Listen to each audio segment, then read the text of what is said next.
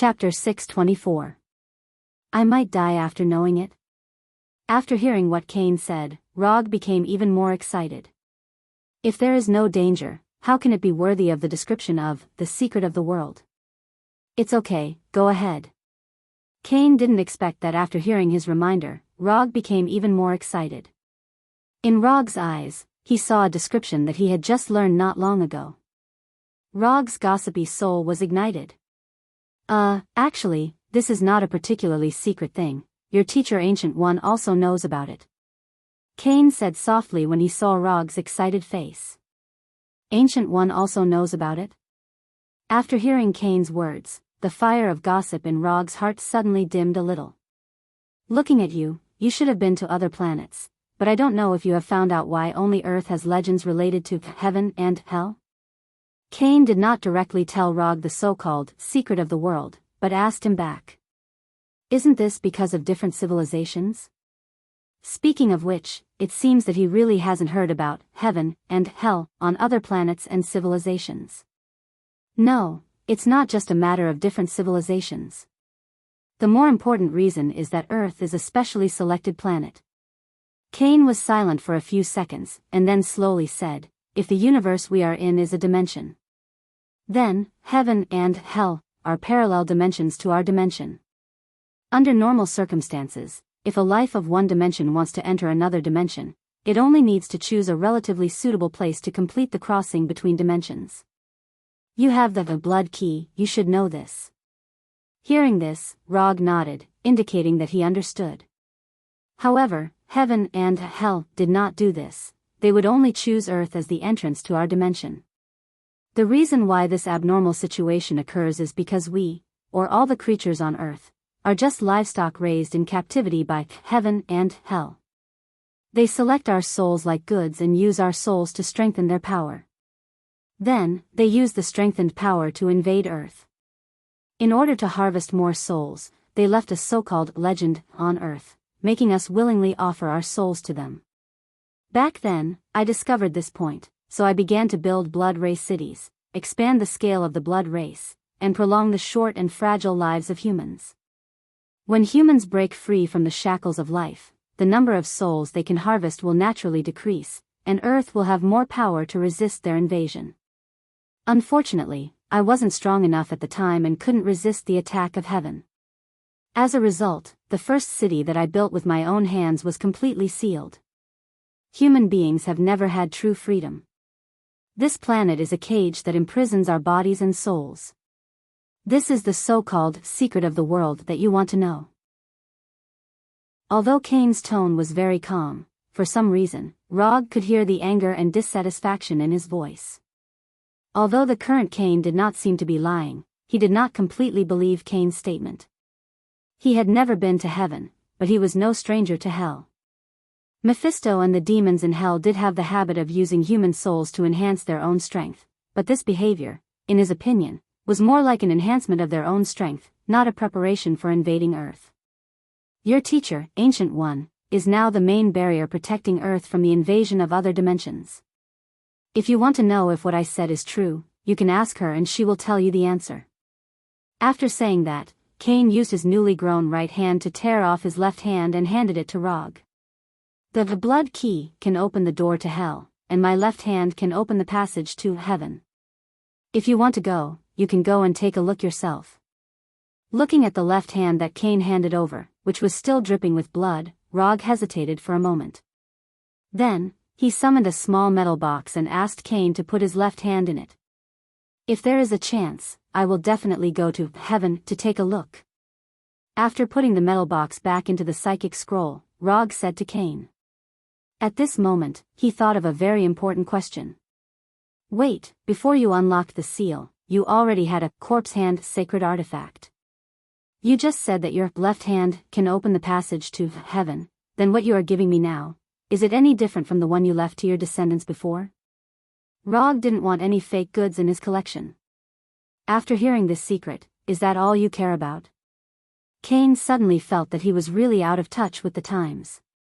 He couldn't understand Rog's brain circuit at all. It doesn't matter whether heaven and hell want to invade Earth or not. As long as Earth still has Sorcerer Supreme, there is no need to worry too much about this. So, is the left hand you just gave me different from the previous sacred artifact corpse hand? Rog has full confidence in Ancient One's strength, so he is not worried about whether Earth will be invaded by other dimensions. And even if Ancient One is gone, there are other hidden big shots on Earth. If Hell and Heaven really invade Earth, these big shots will naturally come forward to solve it. There is no difference, this is the sacred artifact corpse hand you want. Cain calmed down and said in a suppressed tone, the reason why corpse hand can become a sacred artifact has nothing to do with whether it is my left hand or not. The important thing is that it can open the passage to heaven. Before being sealed, I transferred this ability to my left hand and gave my left hand to my descendants as a sacred artifact. After coming out, I found the previous left hand and took back the ability sealed on it. So, what I just gave you is the only corpse hand in this world. After receiving Cain's confirmation, Rog nodded with satisfaction. As long as it's not a fake. By the way, I have a small matter that I need your help with. Rog was planning to leave Liberty Island, but just when he was about to open the portal to return to New York's sanctum, he remembered his junior brother. Go ahead, what else is there? My junior brother is in New York for actual combat experience. If you don't mind, I hope you can arrange some targets for him to practice. In addition to these targets for practice, I think other blood breeds can choose to live in another city. Chapter 625. Although Rog had spoken in a euphemistic manner, Cain understood what he meant. Simply put, he hoped that the blood breeds could completely withdraw from New York, but before that, he needed to leave behind some of the weaker blood breeds for his junior brother Strange to practice with. If it were any other time, Cain would not have agreed to Rog's request, let alone get angry on the spot. But it was different now, he no longer had the right to bargain with Rog. No problem, how many people do you want to leave behind for your junior brother to practice with? Cain's tone was very calm, as if he was saying that the moon was beautiful tonight. I don't need a lot, a few hundred will do. All those with the strength of an earl and above will leave, as for an earl, 8 or 10 will do. With Strange's current strength, the Earl of the Blood Breeds was almost his limit. Of course, this was only Rog's speculation based on the number of spells he had mastered so far. As a mage, Strange did not need to train hard to improve his strength like he did. His strength was only related to the number of spells he had mastered. 10 earls, 100 viscounts, 200 barons. After thinking for a second or two, Cain gave Rog an accurate answer. Okay. Although 310 blood breeds was not a lot, it was enough for Strange to complete this practical experience. As for whether he wanted to continue fighting with the blood breeds in the future, that was his own business. Rog would not always stay by his side to protect him. Aren't you going to say hello to the people outside? I remember that you have a good relationship with Fu Yen. Cain suddenly spoke just as Rog was about to use the portal magic to return to the New York Holy Cathedral. Let me correct you, my relationship with Fu Yen is not very good. But, you can spare the life of the woman on the Quinjet, I do have a little friendship with her. Rog used chakra to sense the Quinjet outside Liberty Island and answered casually. Then, under the watchful eyes of Cain and Grand Duke William, he opened the portal back to the New York sanctum and walked straight in. When Rog's figure completely disappeared, Grand Duke William, who had been watching the battle for a long time, slowly walked up to Cain, and said respectfully, Ancestor, do you need me to warn the people outside? No need, we've lost enough blood tonight.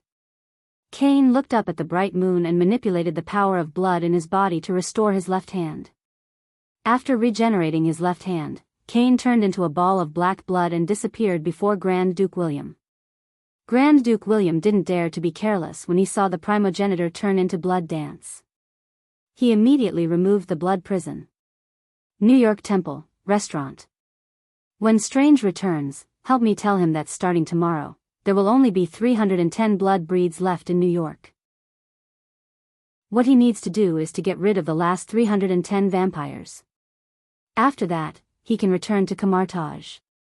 Rog said quietly as he looked at Wang, who was secretly eating his midnight snack. Although Ancient One arranged for him to guide Strange, he can't guide him all the time. Both Ancient One and Strange are very clear about this. It's basically enough to take Strange to fight for a few days and give him some combat advice.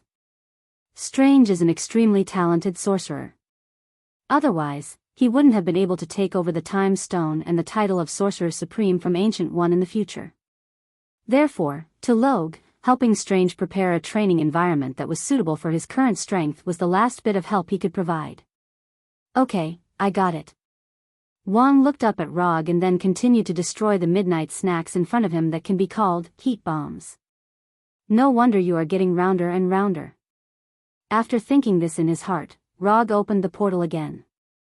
On the other side of the portal is Kamartaj in the morning. Before returning to Konoha, he plans to meet Ancient One and confirm the secret of the world mentioned by Cain. Although Cain is unlikely to deceive him in that situation, especially when he knows that he is a student of Ancient One, he still doesn't believe Cain's statement 100%. Cain is a vampire, an old vampire who has lived for who knows how many years. What he said can be believed, but not all of it. In the hall where it is basically impossible to have any visitors at ordinary times, Rog saw Ancient One. To be precise, he saw Ancient One who was making tea and reading a book. Ancient One didn't seem to be surprised at Roger's arrival, and he even prepared a steaming cup of honey tea for him. Sensei. After saying hello to Ancient One, Rog sat opposite her and took a sip of the honey tea. After putting down the honey tea that had basically no change in taste, he told Ancient One about the secret of the world he learned from Cain's mouth and asked Ancient One about its authenticity. You should already have your own judgment about the answer to this question. What Cain said is basically right, but things are not as bad as he thought. Strictly speaking, hell and heaven are no different from multidimensional dimensions such as the dark dimension. If there is a difference, it is that hell and heaven are a little more active. Since you learned this news from Cain, you should also have a way to go to heaven. There are some records about heaven in the library. If you are interested, you can take it back and have a look. After saying that, Ancient One picked up the Sanskrit book that he had put down and continued to browse. Looking at Ancient One's indifferent expression, Rog frowned slightly. He didn't know if it was his own illusion, but he always felt that both Cain and Ancient One were tempting him to go to heaven to see it in person.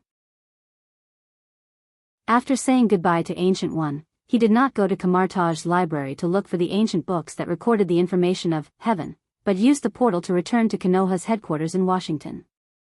Whether it's heaven or hell, whoever wants to go, he doesn't want to go anyway.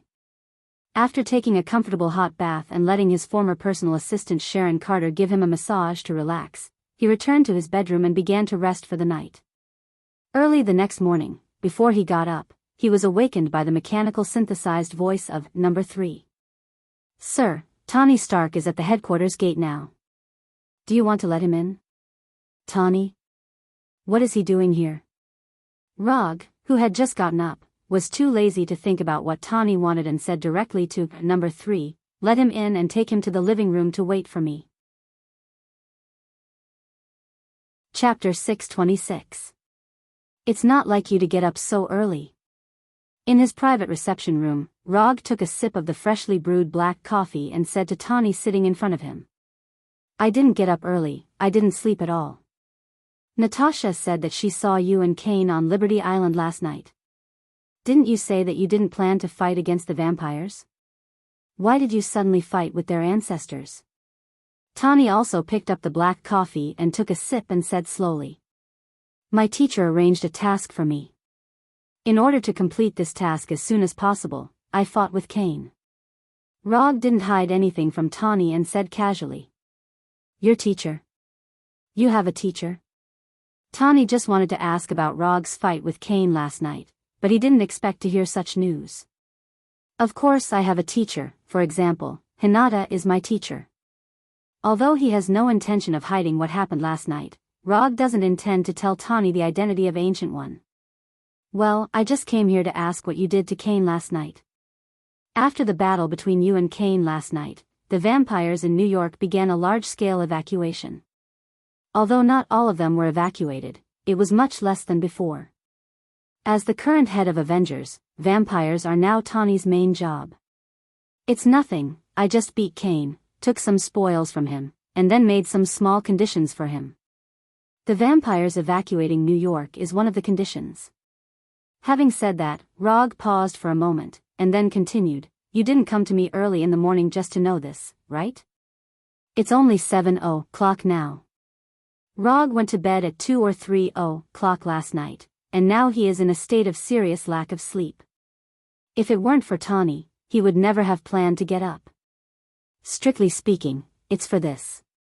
Looking at Rog, who didn't seem to be completely awake, Tawny said with a smile. If you don't have anything else, I'll go back to sleep first. You know how to leave, so I won't send you off. After that, Rog stood up and planned to go back to sleep. However, at the moment he stood up, Tawny said again, well, wait a minute, there are some other things. What else? Rog turned to look at Tawny. Jinjin, and the people of Wakanda. Not sure if it was because he felt a little embarrassed, but Tawny showed an expression that Rog had never seen before. Wait, say that again. I'm afraid I misheard you. I said, revive the king and the people of Wakanda, Tony repeated. This has nothing to do with the Restoration Alliance, right? Or are you working as a lobbyist for the politicians again? Looking at Tony's expression, Roger revealed a disappointed expression. It shouldn't be. How did the dignified Iron Man become like this? It's not wrong to say that I'm a lobbyist, but it's not what you think. Rog sat down again and motioned to Tawny to continue. Jinjin is my personal request. Although there is still a very small part of Jinjin in circulation on the market, the quantity is different. You now have all the Jinjin in Wakanda, and I hope to buy some from you. Tawny's tone began to become serious. Let's not talk about buying or not. Tell me first, what do you need Jinjin for? Although Konoha took away all the Jinjin in Wakanda, there was still a part of Jinjin that spread out a long time ago. After all, Wakanda was not so developed from the beginning. They also developed their unique Jinjin technology step by step from scratch. So a long time ago, it was not particularly strange that a part of Jinjin spread out. If Rog remembered correctly, in the Museum of Great Britain, there were some tools made of Jinjin. Of course, the museum did not find this, and it just regarded those Jinjin tools as antiques. After the battle with Cain, I gradually discovered the shortcomings of the Iron Man armor. I'm not saying that I can't develop a better suit, it's just that the materials on the Earth limit this. So if you don't mind, I hope to get some Jinjin from you to develop a new model of battle suit. Tawny directly said his plan without concealing Rog's plan. Rog was silent for a few seconds, and then asked, which model of battle suit have you developed now? Number 65. Mark 65? In Rog's memory, the last battle suit invented by Tawny was Mark 85. And before Mark 85, it was Mark 50. However, this was a matter of the parallel universe movie universe, so no one knew if Tony could still invent the Mark 85 that was the same as the one in his memory. After thinking for more than 10 seconds, Rog said again, I won't sell Jinjin to you. Hearing this, Tawny's face dimmed instantly. How much do you need? Just report the number directly, and I'll have someone send it to the headquarters. Tawny wanted to continue to say something, but he didn't expect Rog to give him an unexpected answer. You. Tawny didn't know what to say for a while. Don't talk about me, it's just some Jinjin, don't worry about it. If someone else came to buy Jinjin, Rog would only let him go out and turn left to leave Konoha. But Tawny is different, anyway, they are still friends. In the entire Avengers, only Tawny and Hulk are his true friends. The problem of Jinjin is solved. Let's talk about the people of Wakanda. This shouldn't be your personal request, right? Rog looked at Tawny and said slowly. This is an official request. It's not the White House or the military, it's the request of dozens of countries. You have taken Jinjin, and the land of Wakanda has been given to the werewolves. The people of Wakanda have helped your werewolves build a country that belongs to them. They have already paid enough, so if you don't mind, those countries hope that you can release the people of Wakanda and give them the most basic respect for human rights. Tawny also knew that this request was somewhat unreasonable, but there was no other way. The Avengers needed the support of other countries, so he could only bite the bullet and say this to Rog. If I don't release them, will those countries decide to form a joint force to suppress me? Human rights respect, that's a nice way to put it. Even if he used his toes to think, he knew what they were planning. It didn't matter whether people had human rights or not, they wanted nothing more than the technological talents of Wakanda. Chapter 627. The vibranium of Wakanda was indeed taken away by Konoha, but Konoha didn't touch the people of Wakanda. Except for those who died in battle and those who resisted on the spot, most of the people of Wakanda survived. Even the former king of Wakanda, Black Panther T'Challa, was still alive. It's just that he didn't have the extraordinary power granted by the Black Panther armor and the Black Panther god. He turned from a superhero with strength far beyond ordinary people back to an ordinary person. That's not necessarily the case. They just hope, they didn't say that you must release them. Compared to others, Tawny obviously knew Rog a little more. To be precise, Tawny was one of the few people in the world who knew Rog's true character. Forcing Rog to release the people of Wakanda, let alone now, even Rog when he first met him would not agree. At that time, although Rog also had extraordinary power, compared to now, he at least looked in the category of human at that time. As for now, instead of saying that he was human, it was better to say that he was a god like Thor. So it's just hope. I thought they were ready to go to war with Konoha. Go back and tell them, I won't release the people. If they are dissatisfied, I don't mind them declaring war with Konoha and using force to persuade me. Rog clearly informed Tawny of his decision. As for how Tawny would convey his decision, he didn't particularly care. Speaking of which, since the last battle of Wakanda, Konoha didn't seem to have any large-scale operations on Earth for a long time. After chatting with Rog for a while, Tawny left Konoha in his Audi sports car that already had an automatic driving function.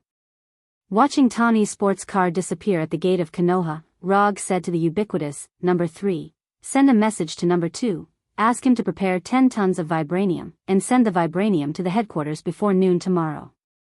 In the end, Tony didn't tell him how much vibranium he needed, so he gave Tony 10 tons of vibranium according to the maximum amount he could use. 10 tons of vibranium was more than enough to build a new Iron Man armor. Yes, sir. After instructing Number 3, Rog returned to his bedroom with the Flying Thunder God and began to sleep. Time flashed by, and a week passed in the blink of an eye. In this week, in addition to basic life activities such as eating, sleeping, and playing games, Rog only did 3 things. The first was the Rinnegan ninjutsu that Hina long time. And Hina. These ninjutsu unique to Rinnegan were developed by Hina early, but due to the lack of Rinnegan, Rog didn't practice it much. Similarly, he couldn't determine whether these Rinnegan ninjutsu developed by Hina were correct. However, it turned out that Hina was worthy of being a new life evolved from super artificial intelligence. The Rinnegan ninjutsu she derived was no different from the ones in Rog's memory. Of course, this was also because of the lack of reference objects. Anyway, from Rog's point of view, there was nothing wrong with these Rinnegan ninjutsu, and their power was similar to what he remembered. The second thing was that he went to Igo Star and confirmed the final time of the God Tree's maturity with Igo. Earth time, 77 days. This was Igo's reply to him, which was about 2.5 months, which was not much different from the original time. As for the third thing, he went to the original Wakanda, which has now been renamed the Summit of the Mountains, by Bran and others. As for why Bran and others gave such a name to their new home, he didn't ask. Anyway, this was the decision of Bran and others, as long as they are happy, it's fine. It was a bit different from what he imagined. After having their own country, Bran and other werewolves didn't continue to live a casual life as he imagined, but seriously built their own country. When he went to the Summit of the Mountains, Bran and others had built 3 reasonably good cities, and they already had their own laws and currency system. This was something he didn't expect when he gave Wakanda to Bran and others. In addition, The only thing worth paying attention to was that his junior brother Strange finally completed his first actual combat experience and killed all the vampires in New York. However, only 100 vampires died in Strange's hands. As for the rest, they were dealt with by the vampires and the military. So, 2 days ago, New York became the only city in the United States without any vampires. After finishing the day's practice of Rinnegan, Rog left Konoha's headquarters and returned to Tatooine.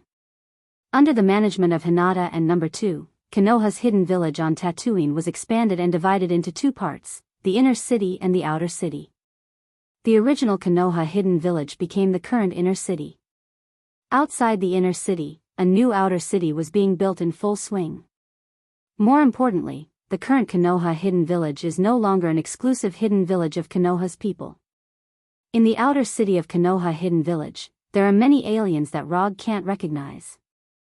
Since Konoha hidden village began interstellar trade, Tatooine has become the most popular emerging planet in the universe.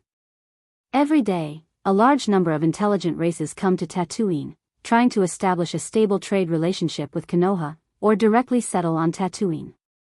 The reason for this situation is that the weapons, equipment, and technological products developed by Konoha hidden village are cheap and are strongly welcomed by other planets. On the other hand, it's because this is the planet of the fourth Hokage. That's right, it's because this is Rog's planet. After learning that Tatooine is Rog's planet, those who heard about his achievements and wanted to see him came to Tatooine one after another. But unfortunately, they didn't even enter the inner city of Konoha's hidden village, let alone see Rog. Although Konoha has now opened interstellar trade and doesn't exclude people from other planets from coming to Tatooine. But this doesn't mean that they can go anywhere. The inner city of Konoha is one of the areas that they can't enter without permission. Of course, there are some people who don't believe in heresy and have to provoke some of Konoha's security forces. The end of these guys, without exception, were all sent outside the city to feed the beasts by Konoha's security forces. Chapter 628. He had to say that the feeling of being a hands-off boss was really cool. When he got the black boulder from Jianghu, Rog didn't expect that Tatooine, which was swallowed by the hive to become a barren planet, could develop to this extent. According to the current level of development, Tatooine can't become a well-known fairyland like Asgard, but at least it can become a well-known area of the universe. Very good, very good. Looking at the development of Tatooine and Konoha's hidden village, Rog, sitting in the Hokage's office, nodded with satisfaction. After reading the development plan of Konoha prepared by Hinata and No. 2, he sensed the Flying Thor technique on Fenrir. It has been a while since Fenrir swallowed the Black Panther god's divine fragment, and he doesn't know if he has become a god recently. Rog doesn't expect Fenrir to become a god like Black Panther god Bast, but he also hopes that Fenrir can go further. Although Fenrir was still alive and kicking, his lifespan had been swindled back by Logue from Mephisto. If Fenrir can't complete the evolution of life level before the end of his lifespan, then there are basically only two paths left in front of him. The first is to say goodbye to the world again as a lone wolf. The second is to transform into an undead creature. And to transform into an undead creature, he needs the help of the goddess of death, Hel. Rog doesn't have the power of death to help him transform. As for using undead magic to help Fenrir transform, this approach was not in Rog's consideration from the beginning. First of all, he is not proficient in undead magic.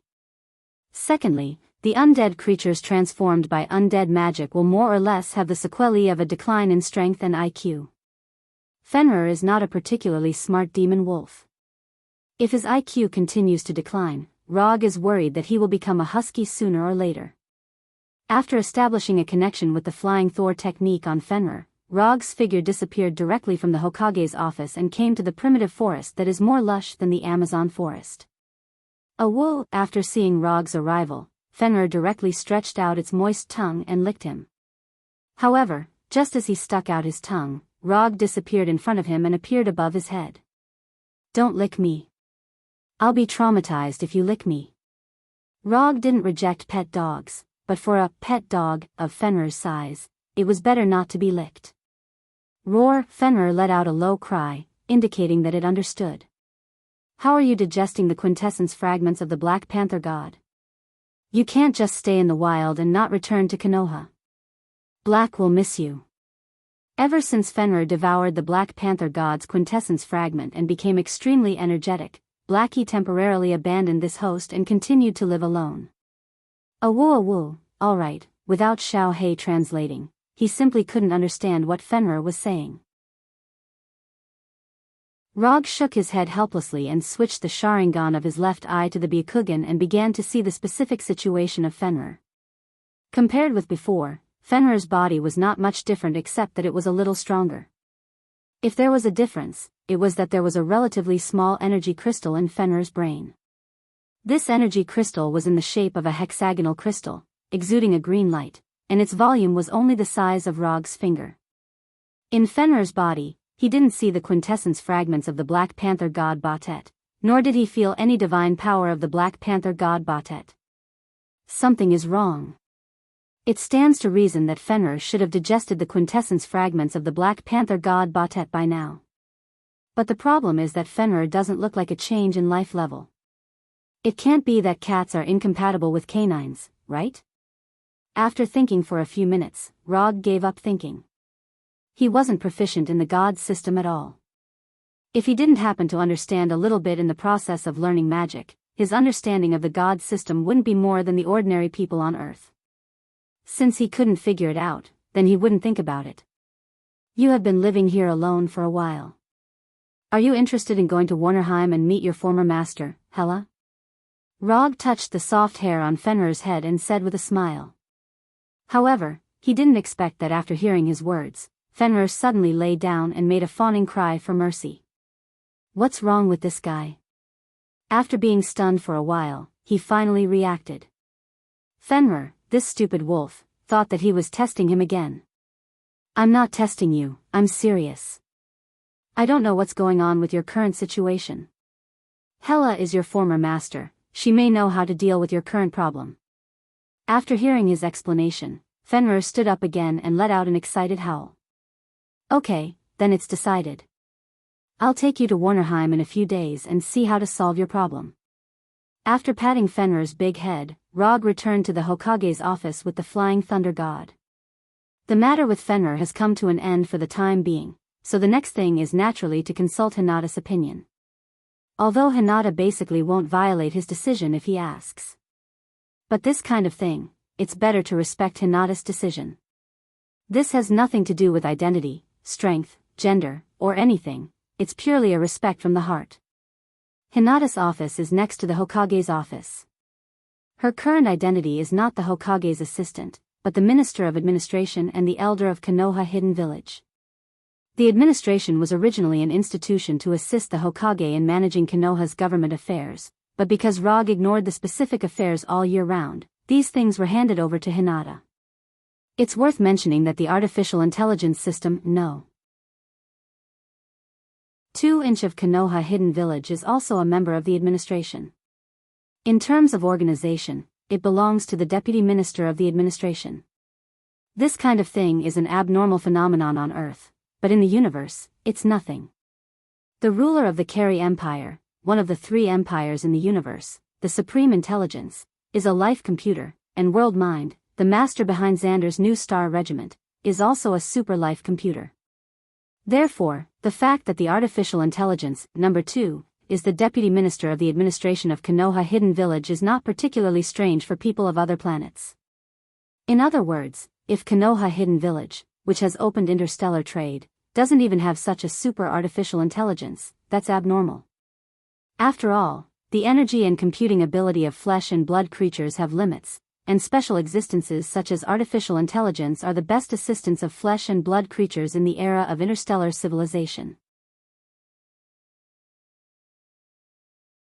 Chapter 629. Warnerheim. Captain, when do you think those frost giants and flame giants will leave Warnerheim? The war has been in a stalemate for so long, they should be thinking about retreating by now. A young Asgard soldier wearing light silver armor asked the captain walking in front of him. How would I know? I'm not the commander of the frost giants and flame giants. The captain with a huge scar on his face replied helplessly. Ever since the goddess of death Hela brought the frost giants and flame giants to Warnerheim, Warnerheim was completely lively. It wasn't just Warner Protoss that was dragged into the quagmire of war, even Asgard's army was dragged into the quagmire of war. What was even more troublesome was that the goddess of death Hela's army didn't care if they were facing Warner Protoss's army or Asgard's army, they would launch wild beast-like attacks.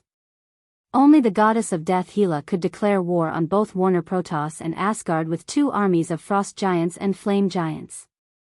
What was even more surprising was that Hela's frost giants and flame giants army actually suppressed the Warner Protoss and Asgard's army. Just when the young Asgard soldier with a spear was about to continue asking his captain, a portal with a diameter of more than 20 meters and shining with golden sparks appeared not far in front of them. Everyone on guard. As soon as this huge golden portal was formed, the captain of this patrol team gave the order for everyone to be on guard and clenched the 1-meter-long greatsword in his hand. Frost giants? Or flame giants?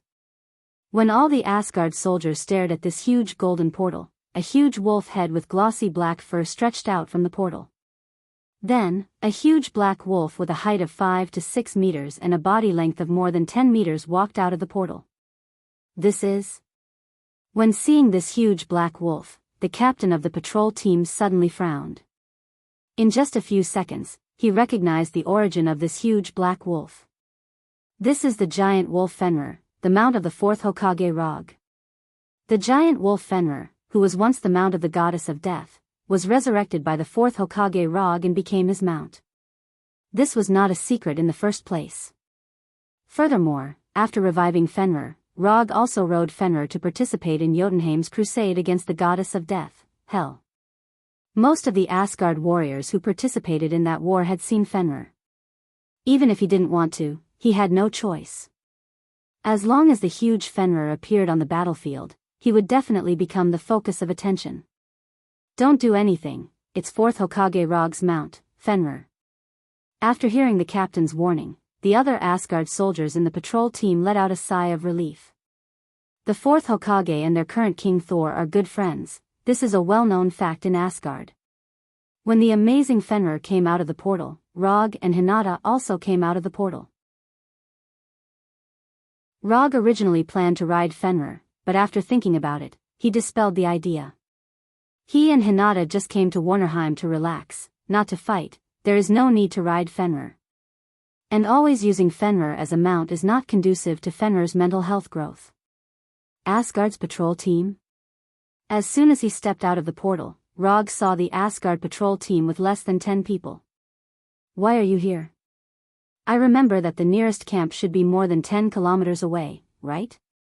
Rog came to the patrol team's captain and asked in confusion. When opening the portal, he deliberately chose a location far away from the camp. As a result, he didn't expect to run into Asgard's patrol team as soon as he came out.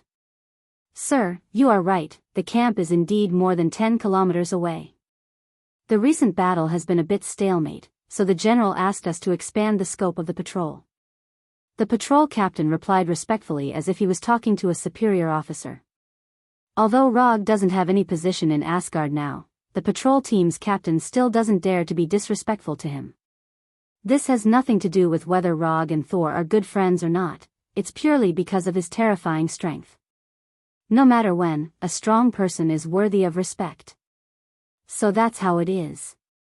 Sir, do you want to go to the camp? If necessary, we can help you lead the way. The patrol team's captain continued. No, I just came here to take a look, you can continue to patrol, don't worry about me. After saying that, Rog waved to Fenrir and disappeared in front of the patrol team with Hinata and Fenrir. After leaving the forest where the patrol team was located, Rog used chakra perception. Although he has been to Warnerheim several times, every time he came, it was basically a battle. The only exception was when he went to seek help from Hela. After using chakra perception to confirm the location of the nearest city, his body flashed with a brilliant aurora-like light. In a few seconds, these brilliant lights completely enveloped them. Quantum transmission. The brilliant aurora-like light flashed, and the figures of Rog and others completely disappeared. Red Rock City. This is the nearest city that appeared in Rog's perception. And in this city, he didn't perceive any life signals of frost giants and flame giants. This means that this city is still under the rule of Warner Protoss. Rog didn't directly teleport Hinata and Fenrir to the city, but teleported to the vicinity of Red Rock City. Fenrir, get down. Before entering the city, he needs to help himself and Fenrir disguise themselves. He has a good reputation in Asgard, which means that his reputation in Warner Protoss is very bad. In order to avoid some unpleasant things, mainly because he doesn't want to ruin his and Hinata's trip, he intends to change his appearance to enter the city. As for Fenrir, not many people in Warner Protoss have seen Fenrir. But the problem is that Fenrir's size is too big, and letting him enter the city in his true form is not small. When Fenrir lay on the ground and pointed his big head at Rog, Rog raised his right hand and put his palm on Fenrir's head. Ninjutsu, Orc Transformation. Boom! A huge white smoke appeared out of thin air and completely enveloped Fenrir. When the smoke dissipated, Fenrir, who was severely reduced in size, appeared in front of Rog. Regarding how to solve the problem of Fenrir's too big body, Rog finally gave up the idea of using magic and studied ninjutsu instead. Chapter 630. Orc Transformation. This is just a name that Rog casually came up with. Anyway, this ninjutsu will only be used on Fenrir, he won't use it on anyone else. If you want to use this ninjutsu, there is a prerequisite, and that is to use it with your summon beast. Through the connection between yourself and the summon beast, you can help the summon beast who doesn't know ninjutsu to use the transformation jutsu. This is the effect of orc transformation. Beast refers to the summon beast. Human refers to the ninja who uses the jutsu. Transformation is the effect of this jutsu. Simple and crude name, simple and crude effect. After Rog and Fenrir used the orc transformation together, Fenrir's body size changed from more than 10 meters to more than 1 meter, looking no different from an ordinary wolf in the wild. After confirming that there was nothing wrong with the shrunken Fenrir, Rog used the transformation jutsu. Boom! After the white smoke dissipated, he turned into Minato. Okay, let's go. Although Minato's appearance is not as good as his original appearance, Rog didn't care too much about this. And Hinata isn't the kind of superficial person who cares about appearances. Not to mention that he just turned into Minato. Even if he turned into Danzo, Hinata wouldn't mind at all. But at that time, it will be Rog himself who will mind. After changing his appearance, he took Hinata and the shrunken Fenrir to Red Rock City. After paying a few gold coins at the city gate, they successfully entered the city famous for its Red Rock, Oregon. Since he took Hinata to Warnerheim for a tour, Rog certainly didn't forget to make some preparations in advance. Red Rock is one of the unique resources of Warnerheim. Compared with ordinary rocks, Red Rock has a certain affinity with magic and is suitable for building magic-related buildings such as mage towers or large magic formations. Because of the outbreak of war everywhere, Red Rock City, which is far away from the front line, inevitably has some atmosphere. Not long after entering Red Rock City, Rog and the others encountered 3 heavily armed patrol teams. It seems that the people of Warnerheim are not doing well recently. Rog said with a sigh. The ones who suffer the most in war are always these ordinary people. Hinata turned to look at the lifeless residents of Red Rock City and said slowly. Fenrir also expressed its opinion. Forget it, this is not something we can interfere with. After that, Rog held Hinata's hand and walked towards the business district of Red Rock City. Traveling was basically inseparable from the 4 basic principles of eating, drinking, and playing. If they weren't here for sightseeing, then going to the business district was definitely a good choice. Unlike the cities on Earth, Red Rock City, or rather, most of the cities in Warnerheim, retained a more pure style. The buildings in the city weren't very tall, and the shops weren't very big either. This was especially true for the taverns and weapon shops, which made Roger feel like he had returned to the Middle Ages in Europe. Of course, in terms of time, it should be the Middle Ages in Europe that referenced the style of Warnerheim. In a tavern called Afterglow of the Sunset, Rog said to the waiter standing beside him. Give me one of your signature dishes and a bottle of your best liquor. After that, Rog gave the waiter a few gold coins. Although Warnerheim isn't Earth, gold is still the hard currency here. However, gold can only be regarded as a relatively common currency, while energy crystals are the real high-grade currency. Whether it's these gold coins or energy crystals, Rog has a lot of them in his summon scroll, enough for him and Hinata to squander in Warnerheim. Sir, do you want to prepare some food for your pet? The waiter put the gold coins in his pocket with a smile and continued to ask. No need. Although Fenrir now looked like an ordinary wild wolf, his body was still that of an astonishingly huge wolf. The amount of food prepared by the tavern can't even be regarded as snacks for Fenrir. Yes, sir. After having an authentic Warnerheim lunch with Hinata, Rog took Hinata and Fenrir out of the tavern. However, not long after they left the tavern, a team of armored Warner Protoss soldiers stopped in front of them. Your wolf is good, I'll take it. A knight riding a dragon condescendingly said to Rog. Then, he threw a bag of gold coins to Rog.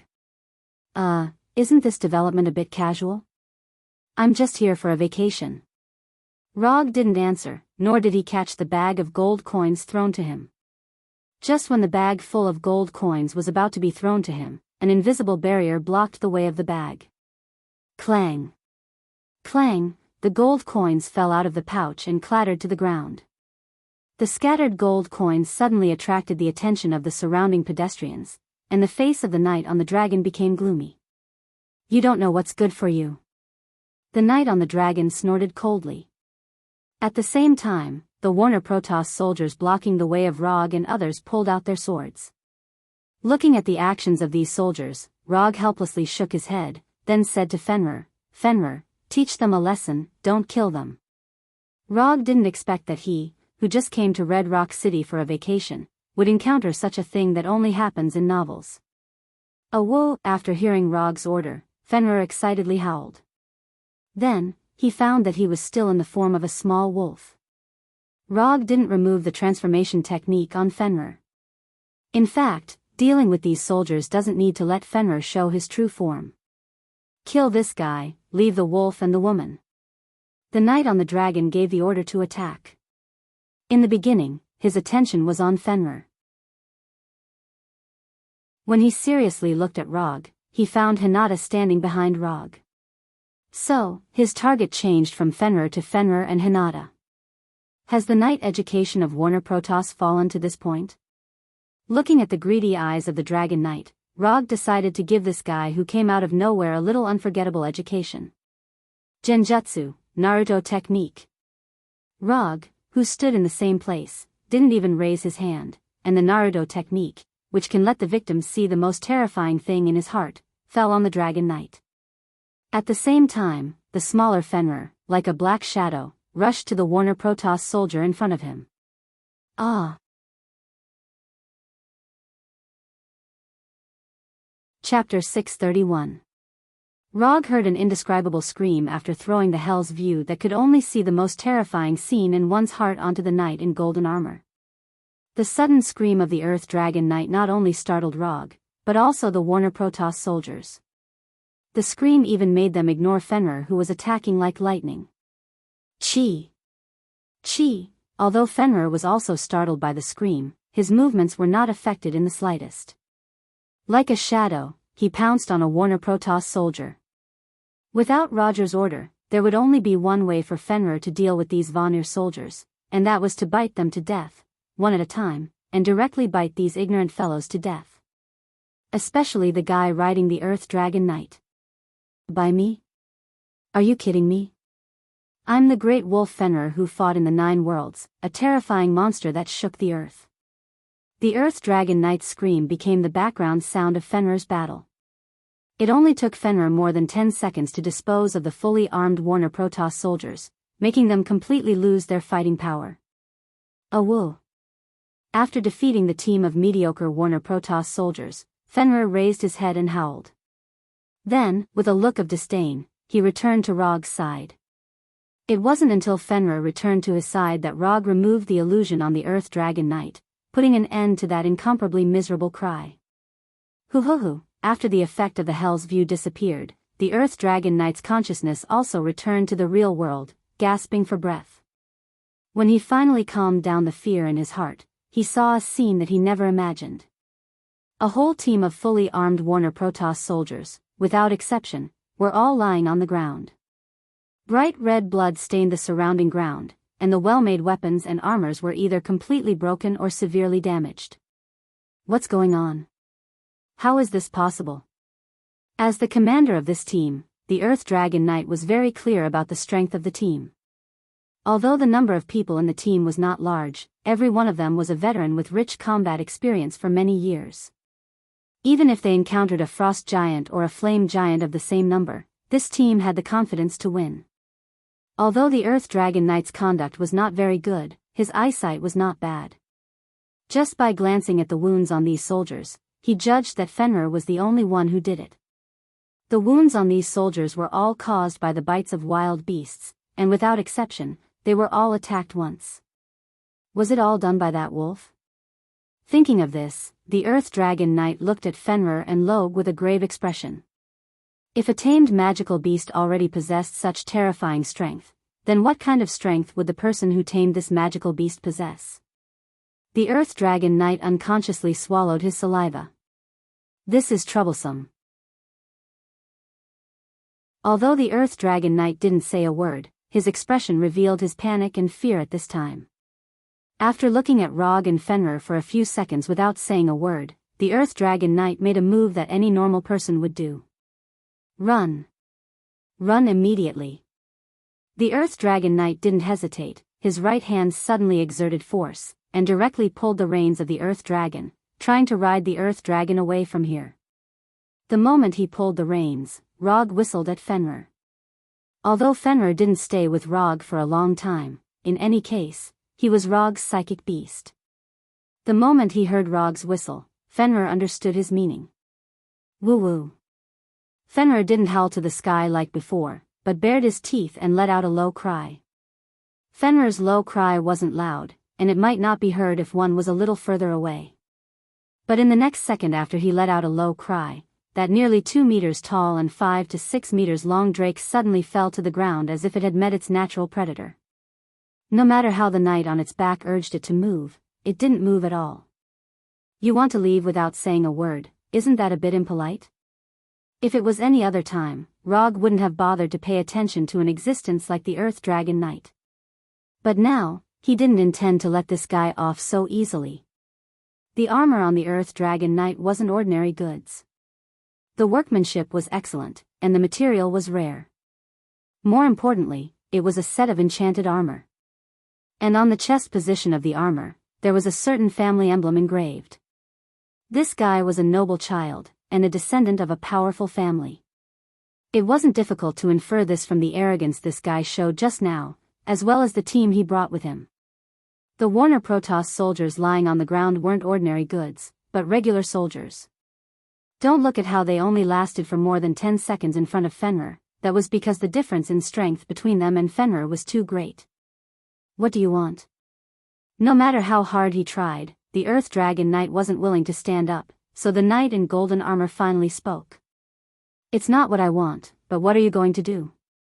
I just finished eating with my woman, and as soon as I went out, I met a man who wanted to sell my wolf. If I didn't agree, this guy would kill me, and take away my woman and my wolf. You tell me, if you encountered such a thing, what would you do? Rog said as he walked toward the Earth Dragon Knight. When he passed by the soldiers lying on the ground, he jumped lightly, crossing the soldiers and the bloodstains on the ground. I can compensate you, no matter what you want, I can compensate you. The Earth Dragon Knight immediately said, for fear that he would anger Rog if he spoke too slowly. Rog didn't answer, but continued to walk toward him with a smile. I can apologize to you, as long as you agree, I will immediately apologize to you. The Earth Dragon Knight continued to say, but Rog was still unmoved, and even his pace didn't change in the slightest. You can't touch me, the female Thor Vigtigny and Weigelf are my cousins, if you dare to touch me, they won't spare you. The Earth Dragon Knight almost shouted this sentence. Vigtigny and Weigelf? Rog stopped moving forward, and looked at the Earth Dragon Knight with a smile. Is there no one else in Warner Protoss? How come it's these two sisters again? Seeing that Rog finally stopped, the Earth Dragon Knight finally breathed a sigh of relief. It seems that it's okay, I'm saved. Thinking of this, the arrogant look of the Earth Dragon Knight slowly emerged on his face.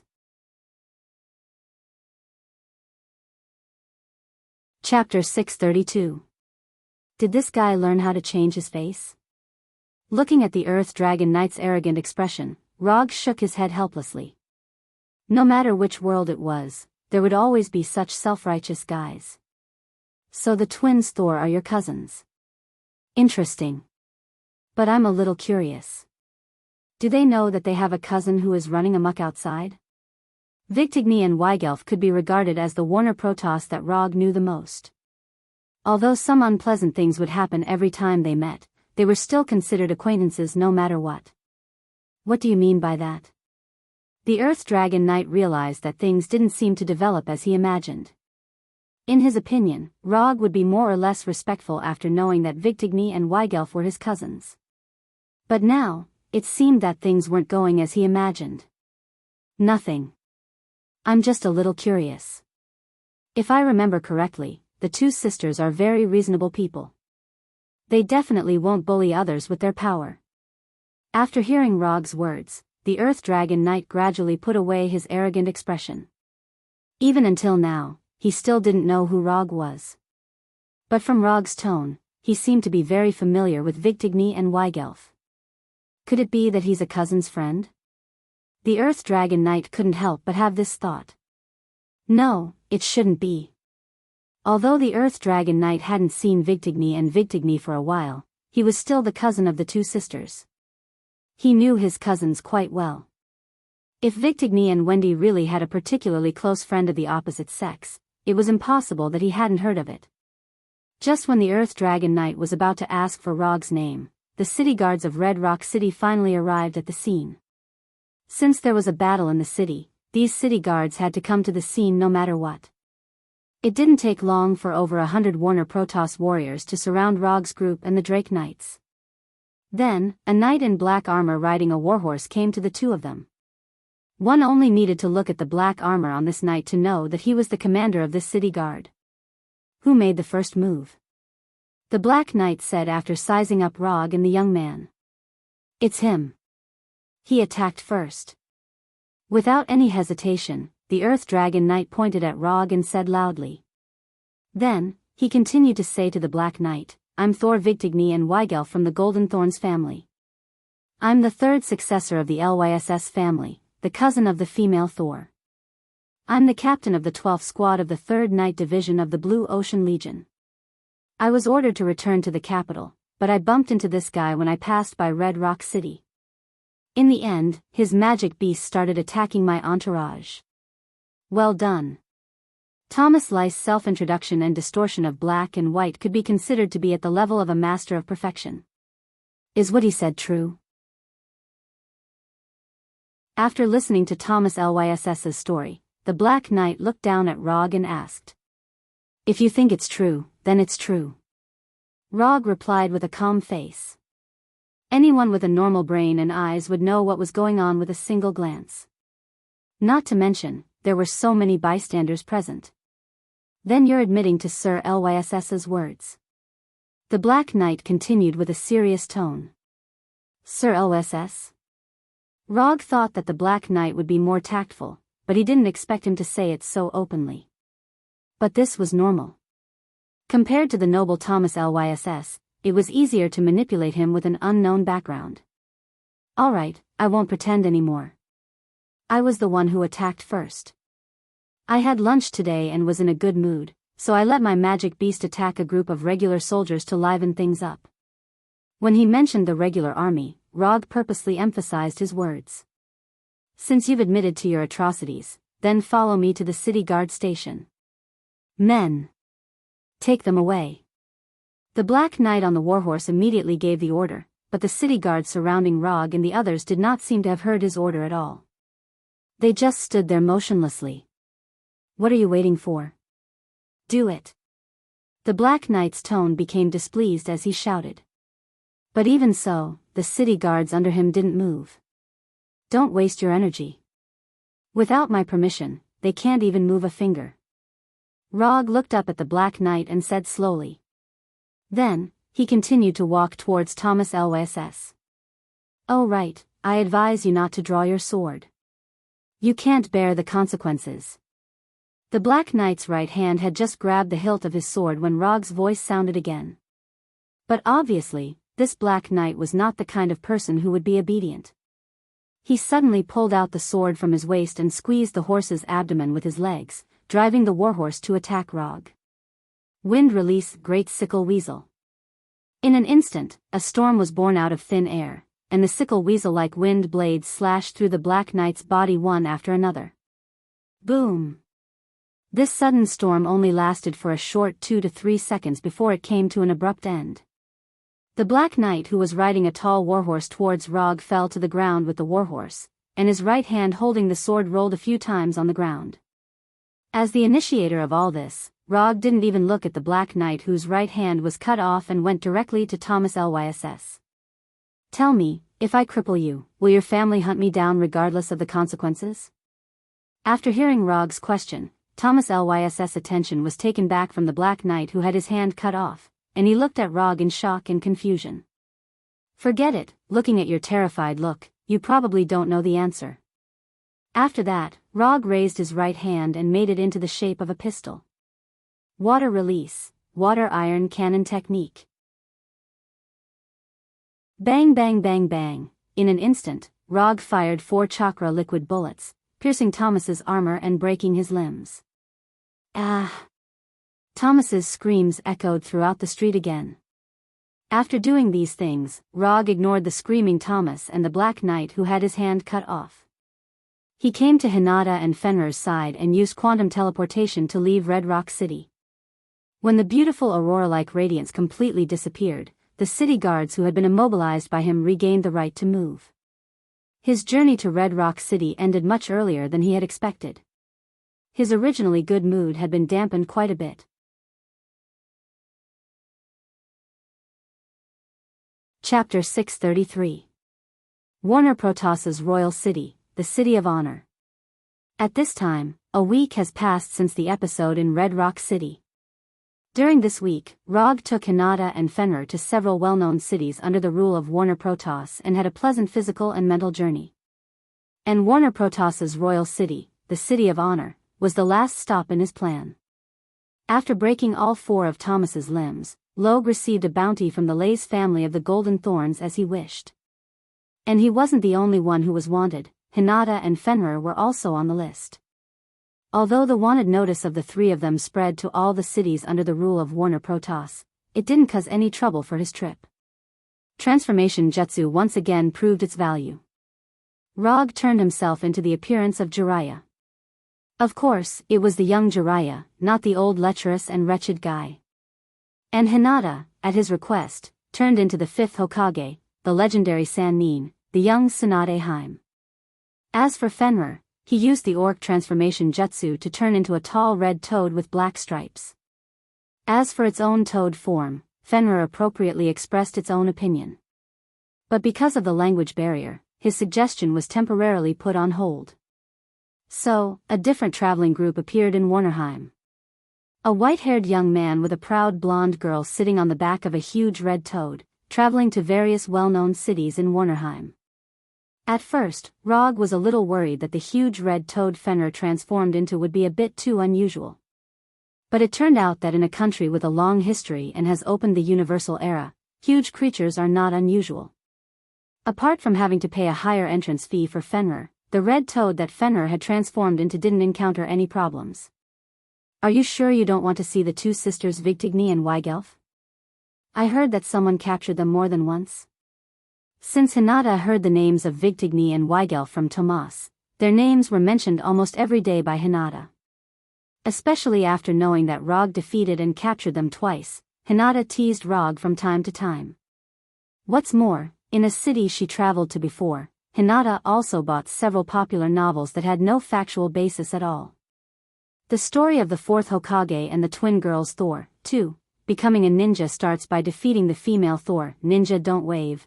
Rog didn't expect that Warner Protoss's novels were no worse than Earth's.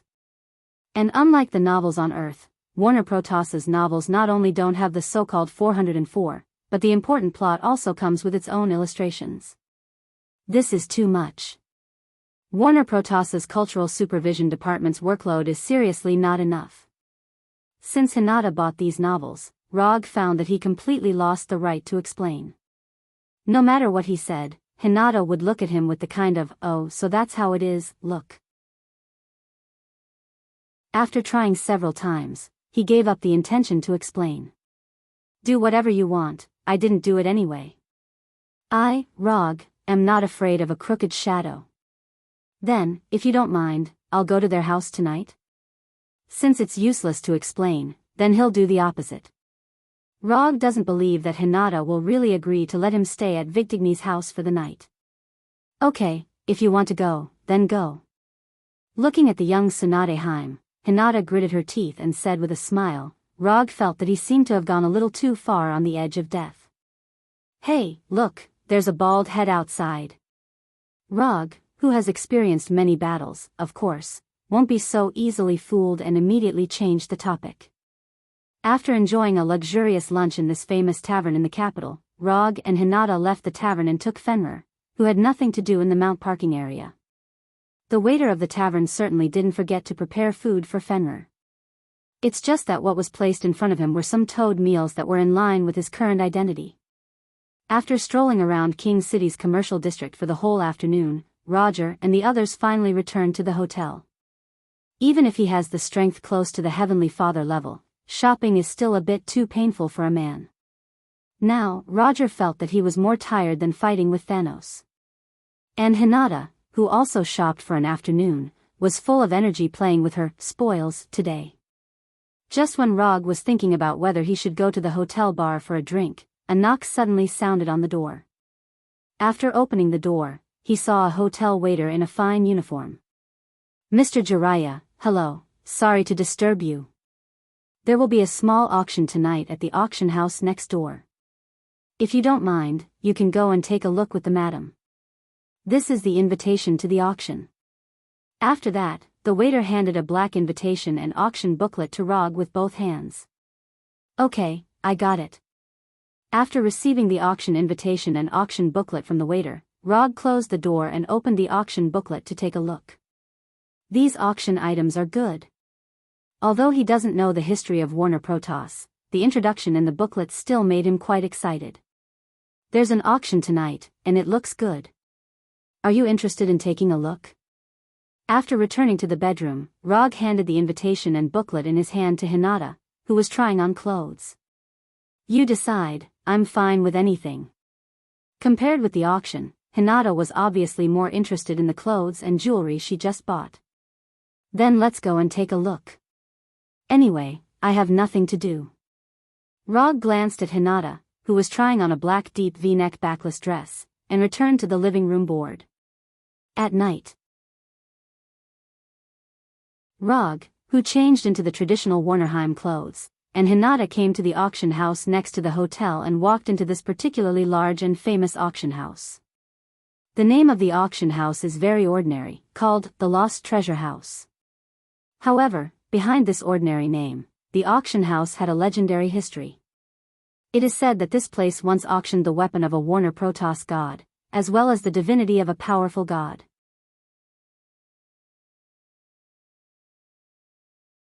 Chapter 634. Whether it's the weapon of the God King or the divine spark, both are existences that can only be found by chance. In fact, so far, Rog only knows of two God King weapons. One is Odin's Gungnir, and the other is the storm battle axe that has not yet been created. Needless to say, the power of the Gungnir is undeniable. Odin can make a name for himself in the universe because of the Gungnir. As for the storm battle axe, although it hasn't been born yet, in other parallel universes, it blocked the attack of the All-Gem Infinity Gauntlet and cut off the head of Thanos. If it's divided by combat power, the God King's weapon can allow an existence at the level of a Heavenly Father to compete with a Heavenly Father. Of course, the premise of all this is that the God King's weapon is willing to recognize the existence of the user.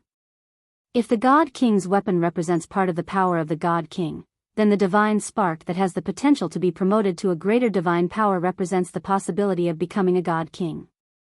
No matter where this auction house called the Lost Treasure House got these two things, it can only prove one thing, that is, there is definitely a big person behind this auction house.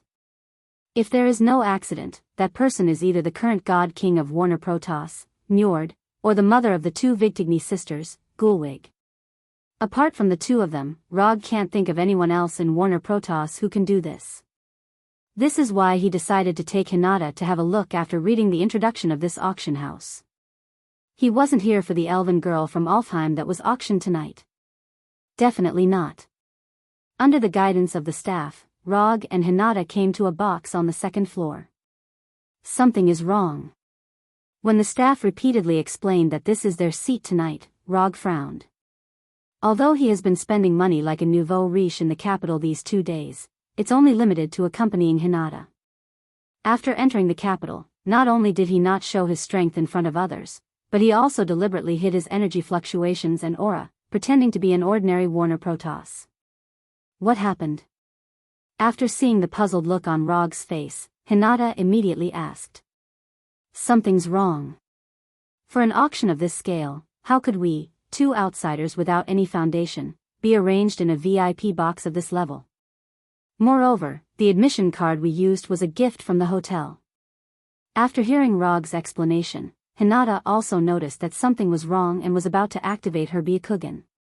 Hinata was about to mobilize chakra when Rog stopped her. There's no need. Just wait patiently. The person who arranged this room for us will definitely show up tonight. After saying that, Rog pulled Hinata to the only 2 chairs in the box and sat down indifferently. Compared to the hall on the first floor, the rooms on the second floor not only had a wider view, but they also had a series of magic arrays, including soundproof magic arrays. These magic arrays allowed the rooms to be independent, comfortable, and free from external interference. When the magic clock in the hall turned to Hour of the Wolf, which represented 8:00 in the evening in Warnerheim, the auction began on time. A female auctioneer with an impressive figure in a long red dress walked up to the auction stage in a flirtatious manner. She used a seductive voice to make the opening remarks. Rog didn't care too much about what the female auctioneer said. His eyes were now fixed on the red dress of the auctioneer. This split is really bold. Whether it's the chest or the thigh, it can be said to be in the extreme position. I admire the designer of this dress. After the regular opening remarks, the auction entered the main topic. After receiving the brochure for tonight's auction, Roger already knew what items would be auctioned tonight. There were a total of 3 items that he was slightly interested in tonight. The first one was the elven girl from Alfheim. The second one was the sword in the stone. It was said that a certain Warner Protoss adventurer had brought it back from Earth. As for whether or not this sword in the stone was the one in his memories, Rog was unable to confirm. The third item was a silver surfboard. In the auction booklet, there was not much information about this silver surfboard. On a certain night, this silver surfboard fell from the sky and landed in Warnerheim. It was picked up by a farmer couple. Later, the auction house bought this silver surfboard from the farmer couple. According to the auction house's tests, this silver surfboard, which was as smooth as mercury, could give the user a certain degree of physique enhancement and the ability to fly. Other than that, there was no other information about it. When he saw this silver surfboard in the auction booklet, Rog thought of a person he had never seen before. The Silver Surfer, or rather, the Silver Shadow Man. In terms of appearance, this silver surfboard did look like the Silver Shadow Man surfboard. However, if this was really the Silver Shadow Man surfboard, then the ability of this surfboard was definitely not as simple as what was written in the auction booklet. Warner Protoss may not know who the Silver Shadow Man was, but Rog knew all about him. The Silver Shadow Man, whose real name was Norin Ride, was an astronomer on a planet outside the Milky Way galaxy. When this planet was chosen by the Great Planet Devourer, Norin Ride, who was not yet the Silver Shadow Man, used himself to serve the planet Devourer. In exchange for finding other suitable planets, he begged the planet devourer to let his home planet go. The planet devourer accepted Norin's offer and gave him a powerful cosmic energy. Thus, the Silver Surfer was born. The moment he became the Silver Surfer, Norin's memories, good and evil, conscience and morals disappeared. When the planet devourer ordered him to find planets that could be eaten, the Silver Surfer first pointed to his home planet. However, the planet devourer still had some conscience. He did not devour the Silver Surfer's home planet. Instead, he said something that was not divine at all, but was very human. I made a promise with a respectable person that I can't eat that planet. During his time in the universe, Rog heard the name of the planet devourer. However, he did not know if it was because of good luck or bad luck, but he never met this famous Uncle Tun. While Rog was thinking about whether the silver surfboard auctioned tonight was the Silver Shadowman's surfboard, the elf girl from Alfheim was pushed onto the auction stage.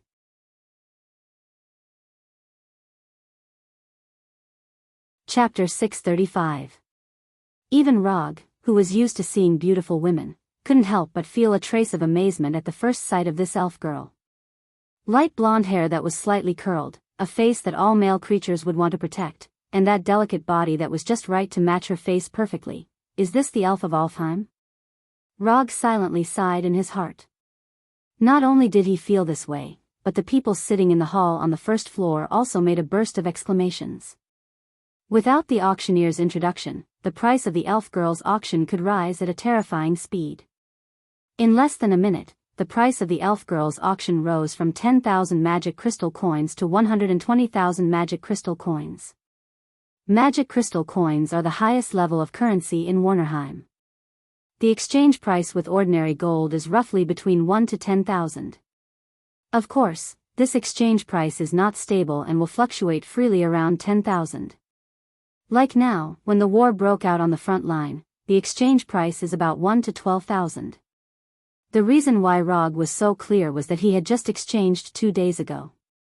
However, he didn't exchange gold coins for magic crystal coins, but used Asgard's magic crystals for magic crystal coins. Before the start of the trip, he went to Asgard and took some magic crystals from Thor.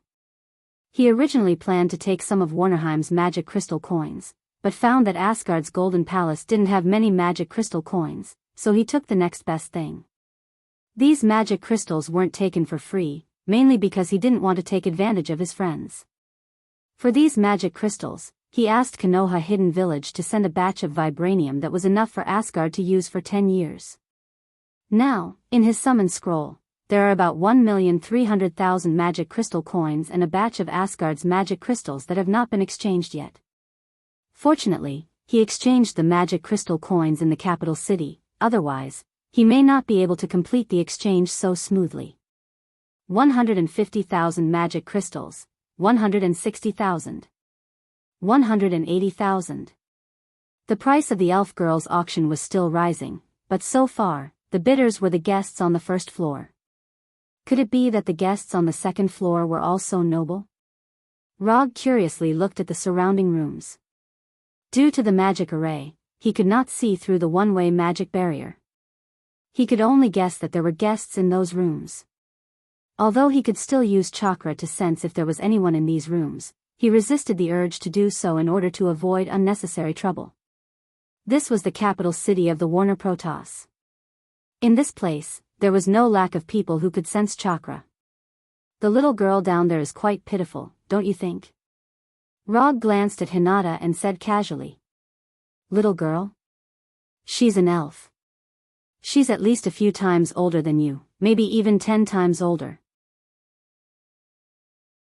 After traveling in Warnerheim for a while, Hinata was no longer an ordinary person who knew nothing about the 9 realms. Although she hadn't been to Asgard and Jotunheim, her understanding of the 9 realms was far beyond that of ordinary people on Earth. Things like age have to be combined with the lifespan of the species itself. Judging from the lifespan of the elves, the elf down there is indeed a little girl. At most, she has just reached adulthood. But looking at her scared look now, the possibility of her being underage is higher. Rog explained his point of view. Okay, don't say so much, you just want to participate in the auction? If you want to bid, then bid. Anyway, men are creatures who only think with their lower body. Hinata rolled her eyes at Rog. Since his partner said so, if Rog continued to be reserved, it would be a bit too pretentious. And strictly speaking, he was indeed interested in the elves of Alfheim. Among the 9 realms, except for the higher underworld that once imprisoned the goddess of death, only the elven kingdom Alfheim he hasn't been to. Therefore, it's normal for him to be interested in the elves. After all, curiosity is something that every living creature has. 300,000. After looking at the people bidding on the first floor, Rog directly raised the price to 300,000. Increasing the price by 10,000 to 20,000 was not in line with his style. Auctions were meant to be a bully. The magic array in the room transmitted his voice, causing the originally intense bidding war to pause for a moment. But soon, a competitor appeared on the first floor, 310,000. This was a man who was so fat that he needed to occupy the space of 2 people. With the physical fitness of Warner Protoss, being fat to this extent can be considered a talent. 400,000. Rog bid again. If he just raised the price to 300,000, it was just a bit overbearing. Therefore, there was only one meaning to his current bid. That is, this elf girl, he must have her. The fat competitor on the first floor looked up at the box where Rog was, he raised his right hand and put it down, and raised it again. After repeating several times, the fat competitor finally chose to give up. 400,000 magic crystal coins. This price was far beyond the normal price of an elf. However, this was also very normal. Not every elf could be like the elven girl on the stage, giving people a strong desire to protect her. In particular, the rugged collar on the elven girl's neck made the elven girl's delicate and pitiful appearance reach its limit. 400,000 going once. 400,000 going twice. 400,000. Just as the female auctioneer was about to drop the hammer, a female voice suddenly sounded from the box opposite Rog. 450,000 magic crystal coins. A woman? That's not right. It's just an elf girl. Why is a woman like you joining in the fun? Just as Rog was about to continue bidding, he suddenly stopped. Something's wrong. Something's really wrong. Although the female voice just now was hidden by the magic formation, Rog still felt that he had heard this voice somewhere before. Victigny, or Weigelf. The only women he knew of from Warner Protoss were the 2 sisters. Could it be the 2 sisters? After thinking for a while, he finally made the decision to make a bid. However, before bidding, he adjusted his voice using a sound transmission magic array. 500,000. After reporting his new price, he turned off the sound transmission magic array.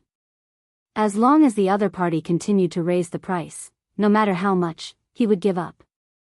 The elf girl on the auction stage was indeed very attractive, but it wasn't enough to make him risk everything to bid for her. He didn't forget that there were still the sword in the stone and the silver surfboard.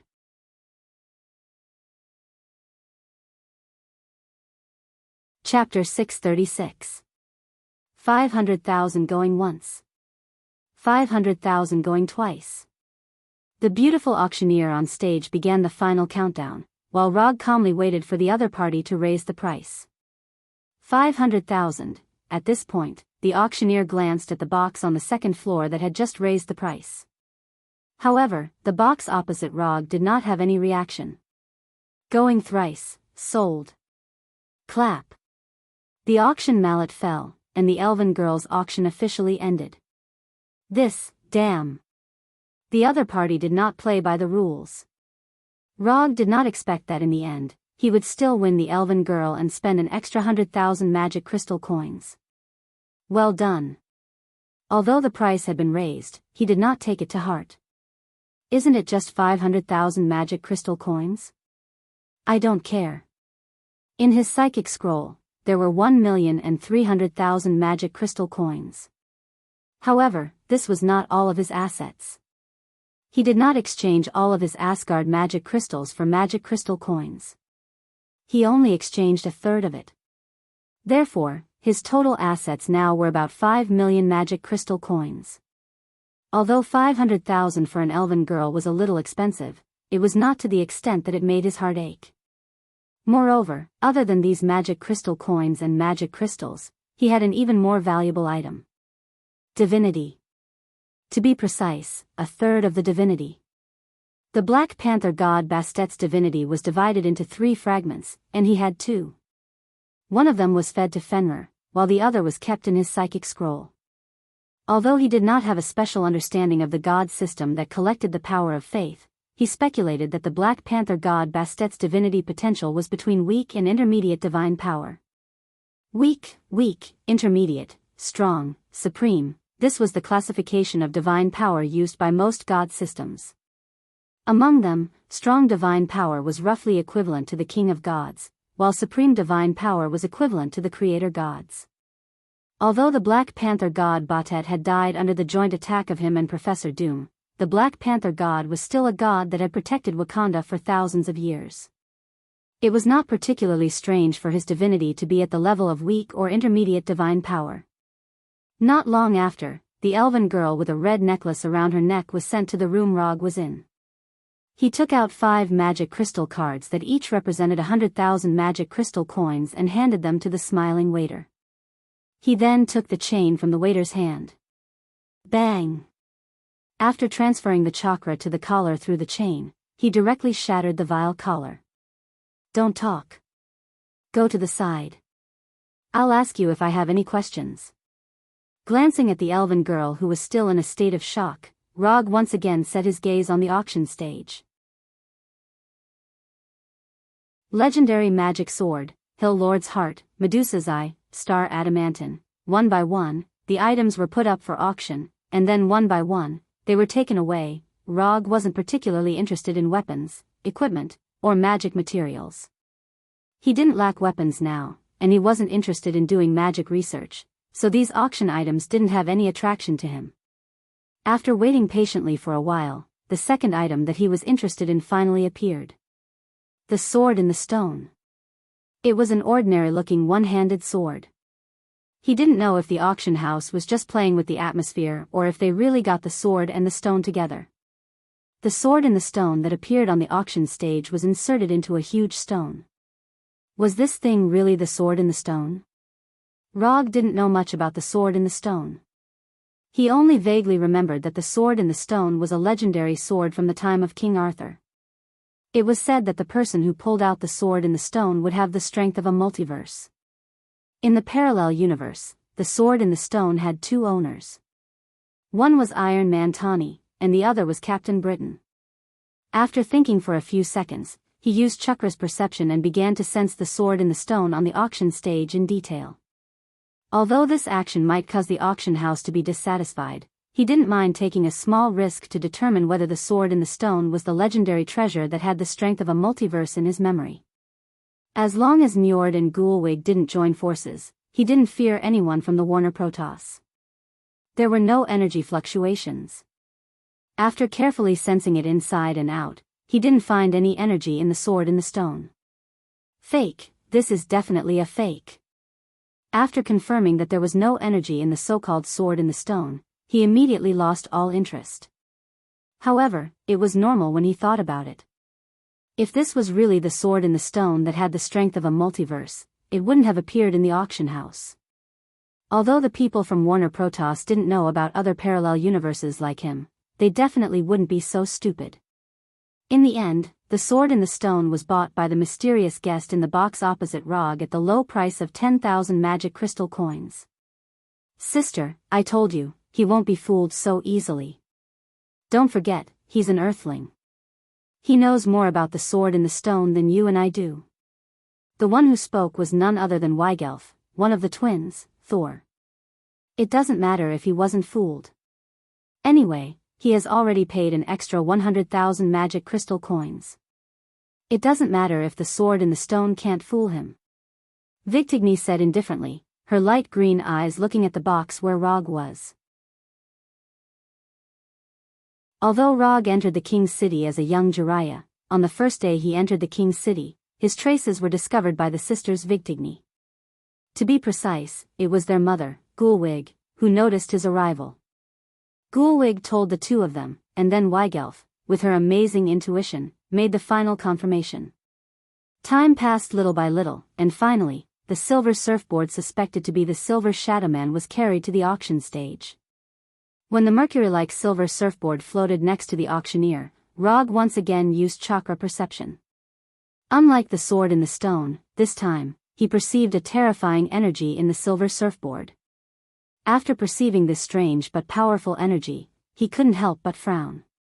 This thing can't be real, can it?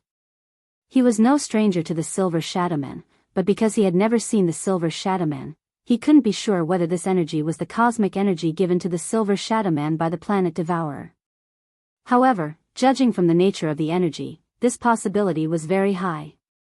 The energy in the universe is very different from the energy in the planet. As long as you have a little perception, you can distinguish the difference between the two. In short, this is similar to the difference between water attribute energy and fire attribute energy. Although they both originate from the same source, their manifestations are completely different.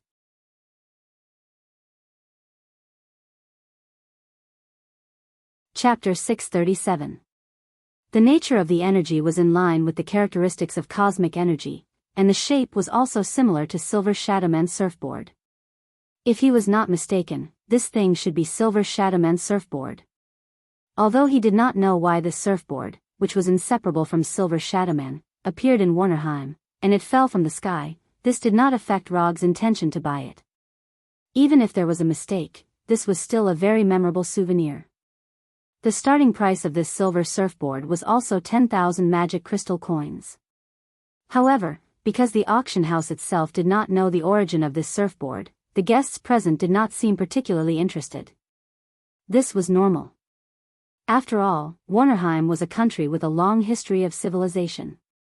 This kind of item with the ability to fly and can bring a certain degree of physical enhancement to the user. Although it was not common in Warnerheim, it was definitely not rare.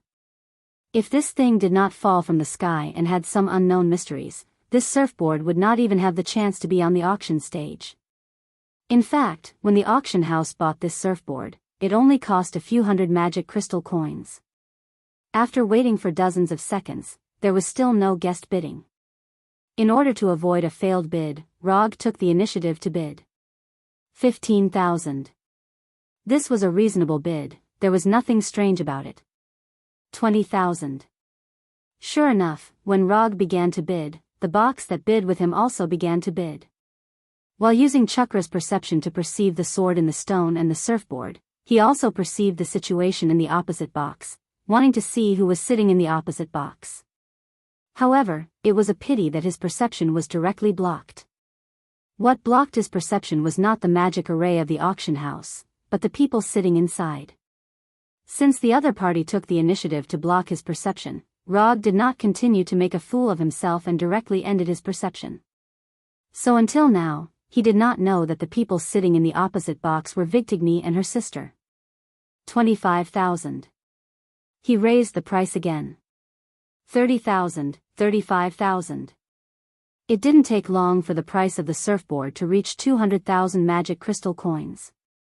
From these few price increases, Rog was 100% sure that the person on the other side was going against him. 300,000. He directly raised the price to 100,000. Don't you want to play? I'll play with you. Rog, who still had 4,500,000 magic crystal coins, wasn't worried at all that he would fail. 350,000. Sure enough, the other party increased the price, and the amount of increase was always half of his. 500,000. This was the second time he had bid 500,000 yuan tonight. If he had spent 500,000 magic crystal coins on the elven maiden, everyone present would only think of him as a lecherous man. Then, when he called out this price again, his label in the hearts of others became lecherous idiot. Spending 500,000 magic crystal coins on a strange-looking surfboard that didn't have any rare abilities was no longer a question of curiosity, but a blatant ignorance. Of course, this was only the evaluation of Rog by the guests. He would never think of himself as an ignorant lecherous idiot. Although he didn't know why the Silver Shadowman surfboard fell in Warnerheim, and why it only showed such an ordinary ability. One thing he could be sure of was that the surfboard was still in a normal state. It wasn't sealed, and there were no traces of damage on the inside. In that case, this surfboard was definitely worth 500,000 magic crystal coins. As for why the auction house didn't notice this, he didn't know, nor was he interested in knowing. Perhaps in the eyes of the auction house, this was just a strange prop with a lot of energy. It was just like the magic props made by alchemists and mages, which had a lot of energy but didn't have much use. Sister, are you going to continue to raise the price? This price is already seriously high, and he may give up at any time. Although she was the famous twin Thor and Warnerheim, and the daughter of the supreme goddess Gerwig, 500,000 magic crystal coins was not a small amount for them. It's not that they can't afford 500,000 magic crystal coins, but it's still a bit wasteful to spend 500,000 magic crystal coins on an unknown surfboard. One more time, if he wants it, then give it to him, Victigny said indifferently. Then, she gave her latest offer, 550,000, 600,000. Since this price has been called, Rog won't give up this surfboard no matter what. Just when he thought that he would raise the price at least a few more times, the opposite box directly gave up bidding. In the end, this surfboard suspected to be the Silver Shadowman fell into the hands of Rog. After handing 6 magic crystal cards with a limit of 100,000 to the auction house attendant, he took the silver surfboard. He didn't intend to test the surfboard in the auction house. He threw the surfboard into the psychic scroll, then left the auction house with Hinata. As for the elf girl who hadn't spoken so far, she followed behind them without saying a word. Hotel suite. What's your name? Looking at the elf girl in front of him who wanted to eat the fruit on the table but didn't dare to speak, Rog took the initiative to ask. Rosie. Forley Rosie, good name. Although Rog doesn't know much about the elf culture of Alfheim, from the perspective of an earthling, this name is quite good.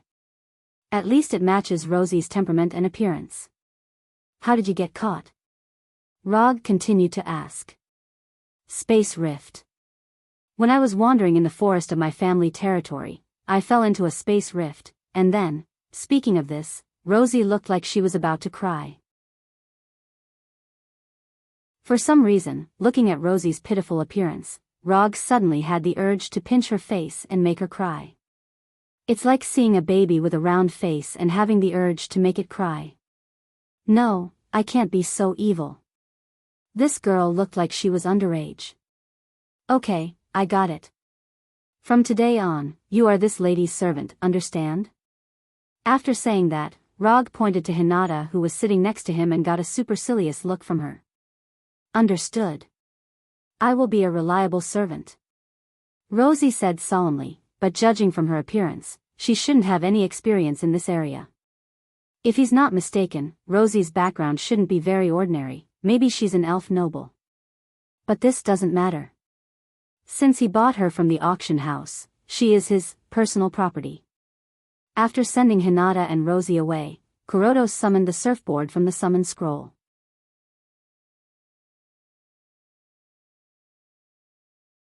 Chapter 638. The silver surfboard floated quietly in front of Rog, maintaining a distance of about 10 centimeters from the ground. Looking at the mercury-like surfboard, Rog did not hesitate and stood on it. The first feeling when he stepped on the surfboard was like stepping into a shallow puddle. Rog could clearly feel the slight fluctuations on the surface of the surfboard, and he could also feel the sturdiness under his feet. Just when he planned to control chakra to flow into the surfboard, the mercury-like liquid on the surface of the surfboard seemed to have a life of its own as it spread up his feet. Just when the mercury-like liquid was about to reach his instep, Rog immediately used chakra to stop the spread of the silver liquid. He had no interest in becoming a silver person like Silver Shadowman. For someone like him who was obsessed with cleanliness, letting the silver liquid spread to his body was no different from jumping into the disgusting river of Ganges that was full of strange things. This kind of thing, forget about doing it, just thinking about it would give him goosebumps. However, what he didn't expect was that when he used chakra to stop the silver liquid from spreading, the silver liquid actually showed a clear resistance and spread up in a more aggressive way. Interesting. The silver liquid showed its dominance, but Rog was even more domineering than it. In the beginning, he planned to try to tame the surfboard in a gentler way. But now, he changed his mind. With a thought, the vast ocean-like chakra in his body instantly became extremely active. In less than a second, the silver liquid was completely suppressed and turned from its initial liquid state to a solid state.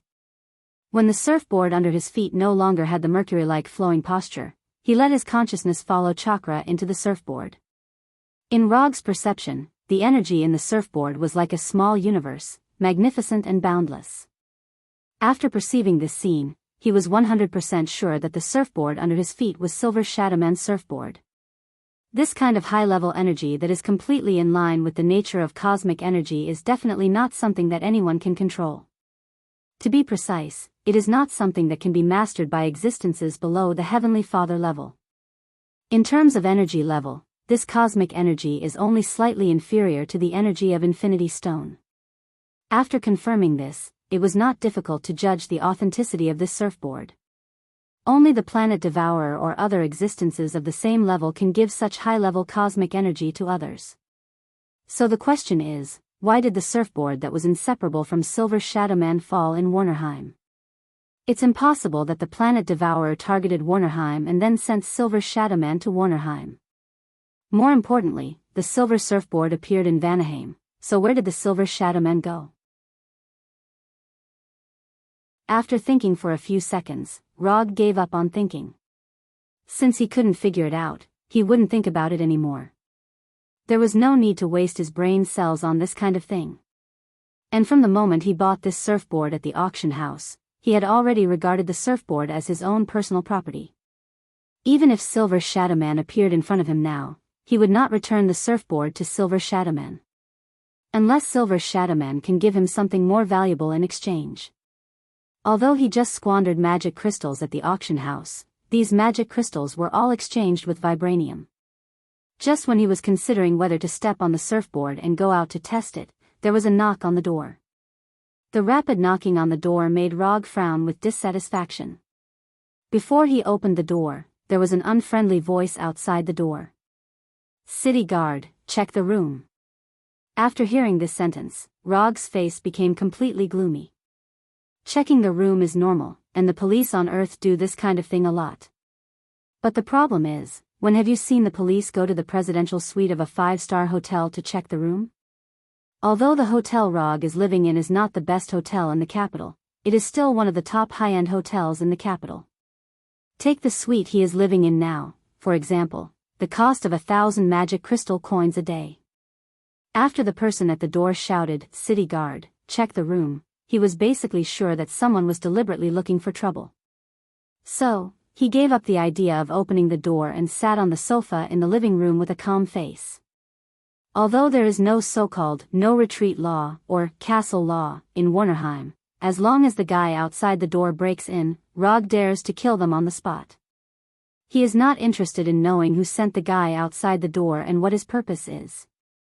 Even if the person outside the door is really the city guard of the capital, he can just leave the capital with Hinata and Rosie. He may not be able to win against Njord and Gulwig, but as long as he wants to leave, no one in Warnerheim can stop him. Including the goddess of death, who is now in Warnerheim, but belongs to the invaders. The knocking on the door continued, and Rosie, who has been changed by Hinata, came out of the bedroom timidly. She looked at Rog sitting on the sofa with a curious face, then turned to look in the direction of the door of the suite. Then, without saying a word, she trotted back to the bedroom. 10 seconds later, the hurried knocking on the door stopped, and Rog was ready to release Shinra Tensei at any time. Although his eyes now look like a pair of ordinary black eyes, this is only the effect of the transformation technique. His right eye is always the lavender Rinnegan. However, things didn't go as he imagined. After the knocking stopped, the person outside the door did not choose to directly break in, but inserted the key into the keyhole. But even so, Rog didn't stop the Shinra Tensei at any time. Whether it's breaking the door or opening the door, he intends to teach the uninvited guest outside the door an unforgettable lesson. Creak. The closed door of the room was pushed open. Shinra Tensei, just at the moment when Shinra Tensei was about to be released, he took the initiative to stop the flow of chakra. How could it be her? No, it should be, how could it be them? The people who opened the door were none other than Vigtigny and Weigelf in pale golden armor. Behind them was a small group of city guard soldiers. This is a bit awkward, others may not be able to see through his disguise, but Weigelf can definitely see through it. Her astonishing intuition, which could be said to be able to read minds, was simply the natural enemy of the transformation technique. Long time no see. Vigtigny took the initiative to say hello, then sat on the sofa opposite Rog like a tomboy.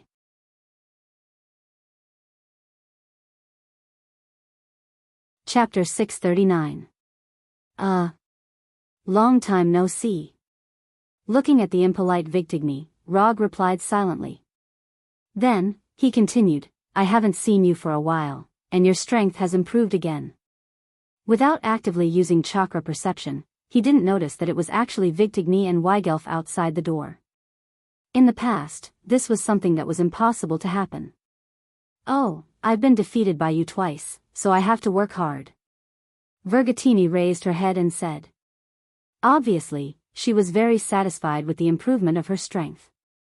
When Weigelf also sat on the sofa opposite Rog, the city guards who came with them silently closed the door. Boom!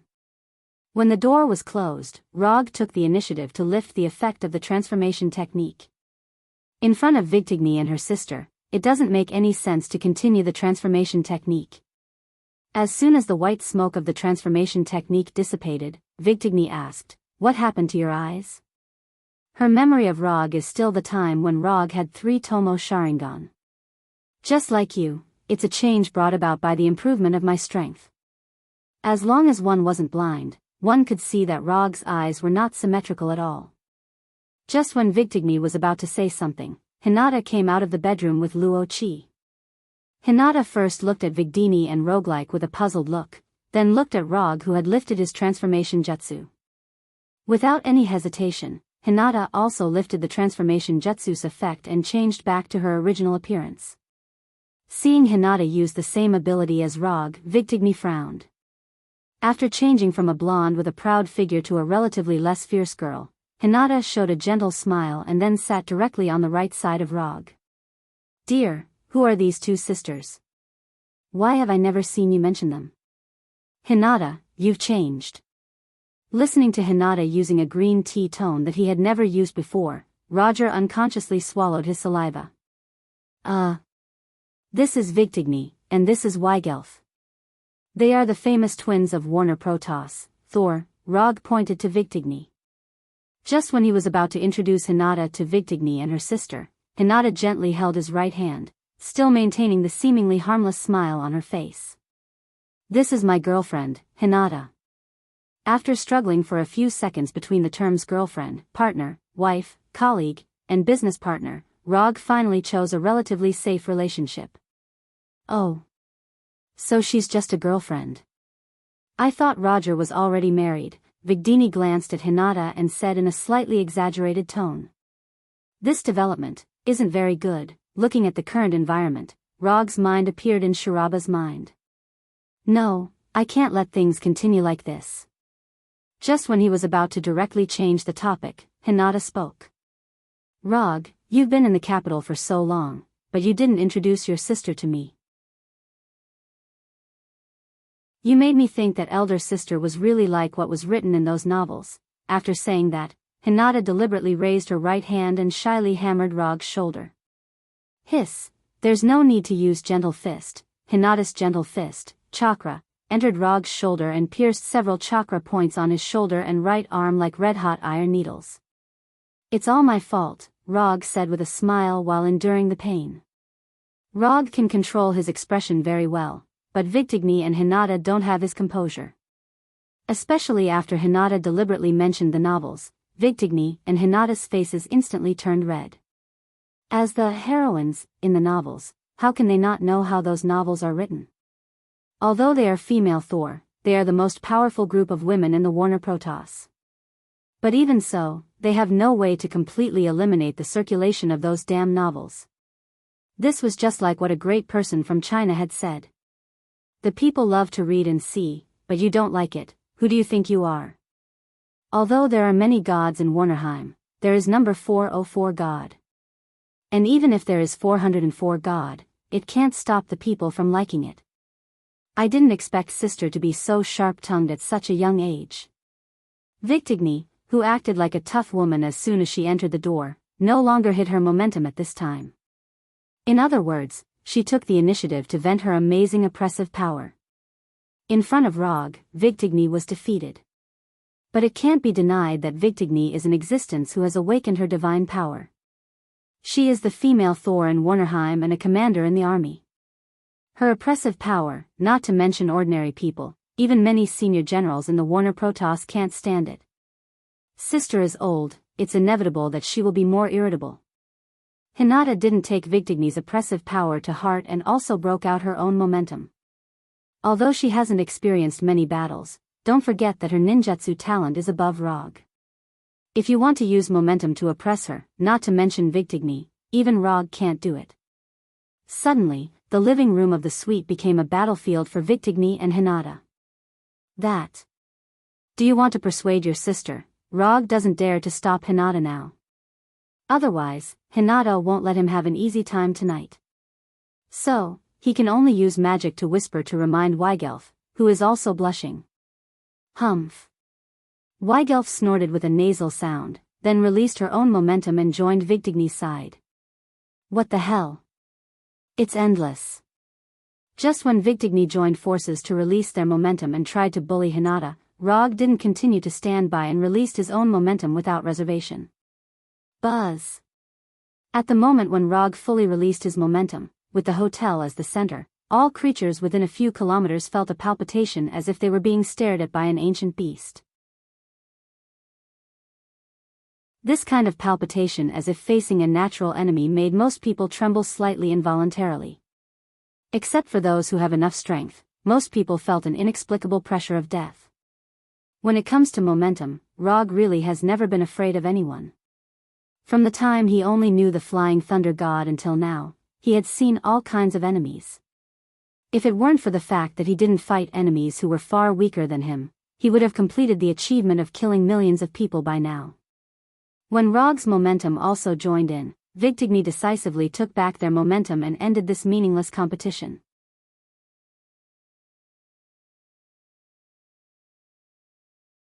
Chapter 640. When both Victigny and Weigelf retracted their momentum, Rog and Hinata also did the same. The atmosphere in the room finally returned to normal. Plop.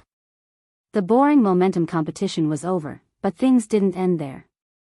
As the only normal person in the room, Rosie fell back uncontrollably after they finished their momentum competition, and her face showed uncontrollable fear.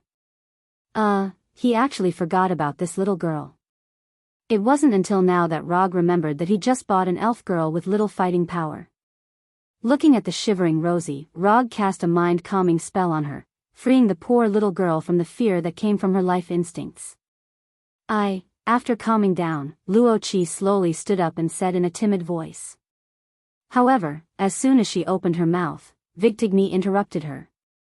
Victigny stood up, stretched out her right hand, pointed at Hinata, who was trying to play the role of a green tea, and said fiercely, "I want to duel with you." What? Hearing Victigny's sudden duel proposal, both Rog and Hinata were taken aback. Not only did they not keep up with Victigny's train of thought, but even Weigelf showed a puzzled look. What's this? Is she going against Hinata? Just when Rog was about to stop Victigny, Hinata, who had been maintaining her green tea smile, stood up and said in an unquestionable tone, "I accept your duel." After seeing Hinata's rare serious look, Rog knew that there was no way to be kind tonight. Although Hinata usually has a gentle and lovely appearance, like a caring big sister next door, only Rog, who has been in contact with Hinata for a long time, knows how decisive she can be when she's serious. Let's put it this way, when Hinata says that he can't rest, even as the fourth Hokage, Rog doesn't dare to disobey her order and secretly rest. Good. Don't cry later, don't blame big sister for being too heavy-handed.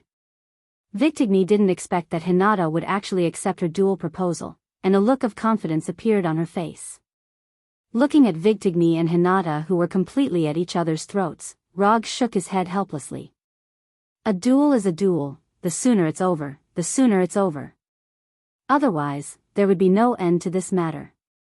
Although it's late at night, under the arrangement of Vigtigny, they successfully got the permission to use of the Colosseum. Roger did not follow the three of them into the arena that looked similar to the Colosseum in ancient Rome. He said slowly, "I'll wait for you outside. Don't worry, I won't bully your girlfriend." Vigtigny raised her eyebrows and said to Roger, "I'll be back soon," Hinata said with a smile. When the three of them disappeared from the entrance of the arena, Roger jumped on Fenrir's back. Gua gua, because of the effect of the transformation technique, Fenrir's wolf howl turned into a toad's cry. However, whether it was a wolf howl or a toad, Rog couldn't understand it. Lying on the back of Fenrir, who had transformed into a red toad, Rog looked up at the moon in the night sky, which was different from the one on Earth. The moon on Earth is bright white. The moon in Warnerheim is the so-called blood moon, and the moonlight will constantly change between crimson and blood red with the change of date. Not long after, there was a fierce thunder sound in the Colosseum.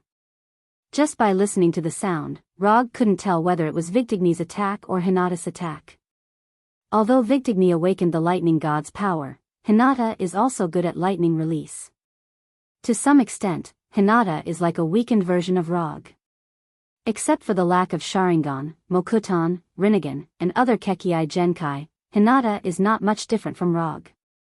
In terms of the mastery and development of ninjutsu, Hinata is even stronger than Rog. The battle in the Colosseum didn't last long. After about 10 minutes, the three reappeared in front of Rog. Looking at Hinata and Vigtigny, who didn't have any injuries, Rog didn't ask about the result of the duel. He directly said goodbye to the two sisters and returned to the tavern with Hinata and Fenrir. Sitting on Fenrir's back, Hinata leaned her head on Rog's shoulder and said in a normal tone, "Aren't you curious about the result of our duel?" "There's nothing to be curious about. When you accepted the duel, I knew that the winner would be you." "Why?" "She's the famous female Thor, okay? Others don't know you, but don't I know you? She's indeed a female Thor, but you're also a ninja. You don't do things that you're not sure about. Moreover, you're someone who was personally guided by me. I know very well what kind of strength you have."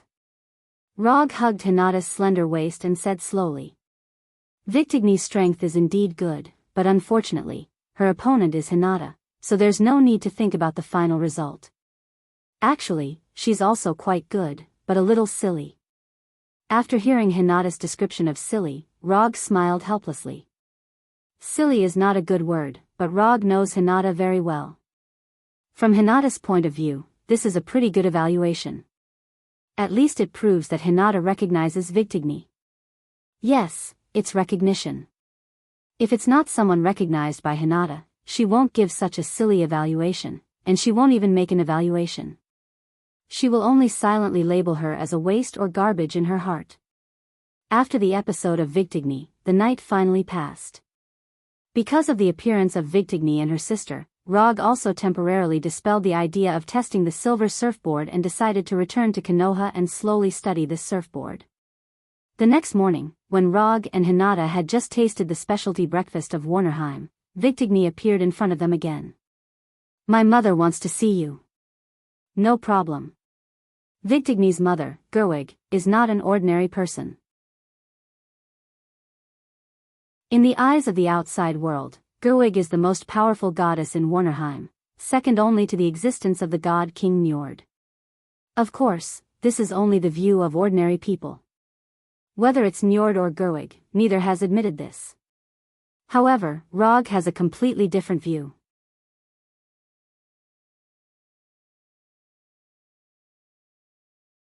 Chapter 641.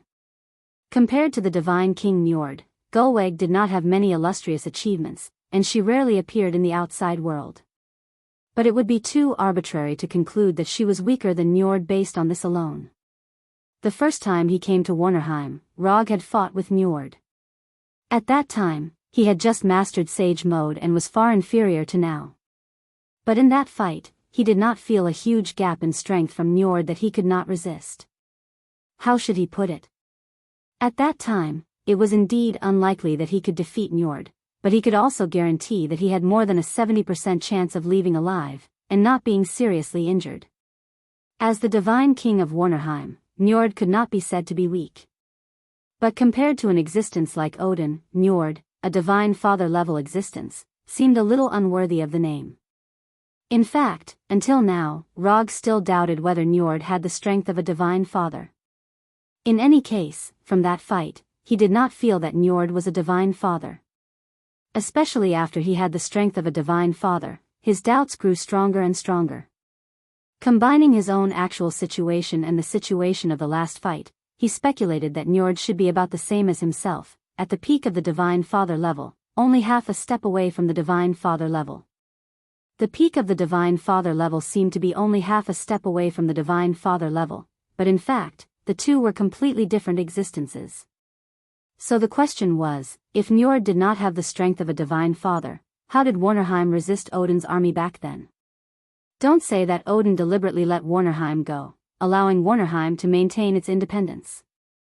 Odin was not the benevolent divine king that he was later when he fought in the Nine Lands. If he was not sure that he could not completely conquer Warnerheim, Odin would never have made the decision to only station troops in Warnerheim without interfering in the specific internal affairs of Warnerheim. Therefore, if Rog guessed correctly, the reason why Odin made this concession was because of Gulwig. He even had a very gossipy idea. Did something happen between Odin and Gulwig? Let's put it this way, Odin's biological son, Thor, awakened the divine power of thunder, and Gulwig's twin daughters also awakened the divine power of thunder. What was even stranger was that he had never heard of Gulwig's husband. Even the nobles in the Warner Protoss didn't know about it, let alone him. Therefore, he couldn't be blamed for having some inappropriate associations. Speaking of Gulwig's strength, judging from the awakened divine power of Vigtigni and her current strength, Gulwig's strength is definitely not too weak, and may even be stronger than Njord. At least from the perspective of the strength of her descendants, that's the case. The three Storm brothers are direct descendants of Njord, but in terms of strength, they are completely inferior to Vigtigni and her sister. Unlike ordinary creatures, the strength of the gods themselves directly determines the potential of their descendants. So from this point of view, Gulwig's strength may be above Njord. It's even possible that Gulwig is the divine father that allowed Warnerheim to maintain its independence. Of course, all of this is just Rog's guess. Whether Gulwig is a divine father or not, he can only confirm it after meeting her. Under the leadership of Vigtigni, Rog boarded the carriage to Gulwig's palace. He didn't bring Hinata and Fenrir. In fact, Gulwig only invited him alone. On the way to the palace, Vigtigni maintained a rare state of silence. He did not ask Log any questions, nor did he explain anything to him. In this silent atmosphere, the carriage slowly drove into Gulwig's palace. Vigtigni didn't take Rog to see Gulwig, but left the job of guiding him to the palace maids. The moment he entered Gulwig's palace, Rog realized what is called extravagance. He can be regarded as a person who has seen big scenes, but after seeing Gulwig's palace, he couldn't help but take a breath of cold air. Gulwig's palace is not decorated magnificently, but Rog can see that from the beginning of the palace gate, the interior of the palace is all used with precious materials in Warnerheim. Even the load-bearing pillars of the palace are enchanted materials that are worth more than gold. Simply put, Gulwig's palace was like a building built with countless magic arrays. If he is not mistaken, even the floor of the palace is enchanted with several magic.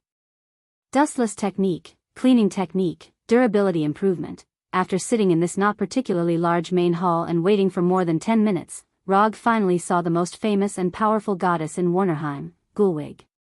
"Greetings, Your Royal Highness." Rog didn't salute, but nodded slightly. It's their business if others want to salute Gulwig anyway, he doesn't have such a habit. Not to mention Gulwig, even when he saw Ancient One, he just nodded his head in greeting. "You are the fourth Hokage, right? You are really talented." Gulwig, wearing a white dress and a few simple jewelry, looked at him seriously, and then sat on the main seat.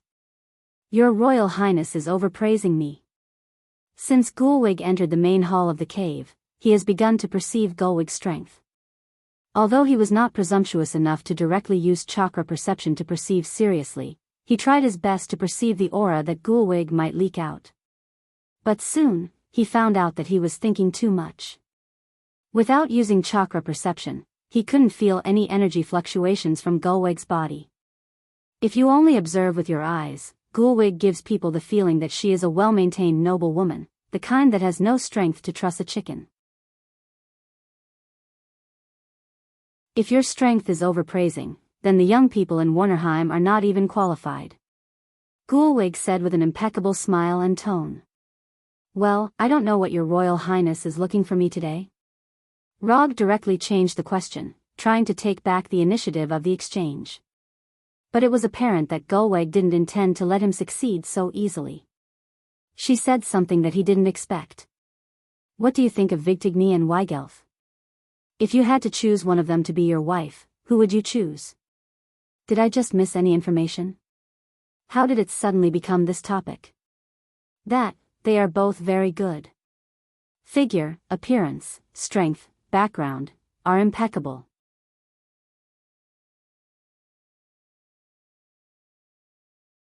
Chapter 642. It's just that I already have a girlfriend, so, Rog thought for a moment and ultimately refused to make a choice.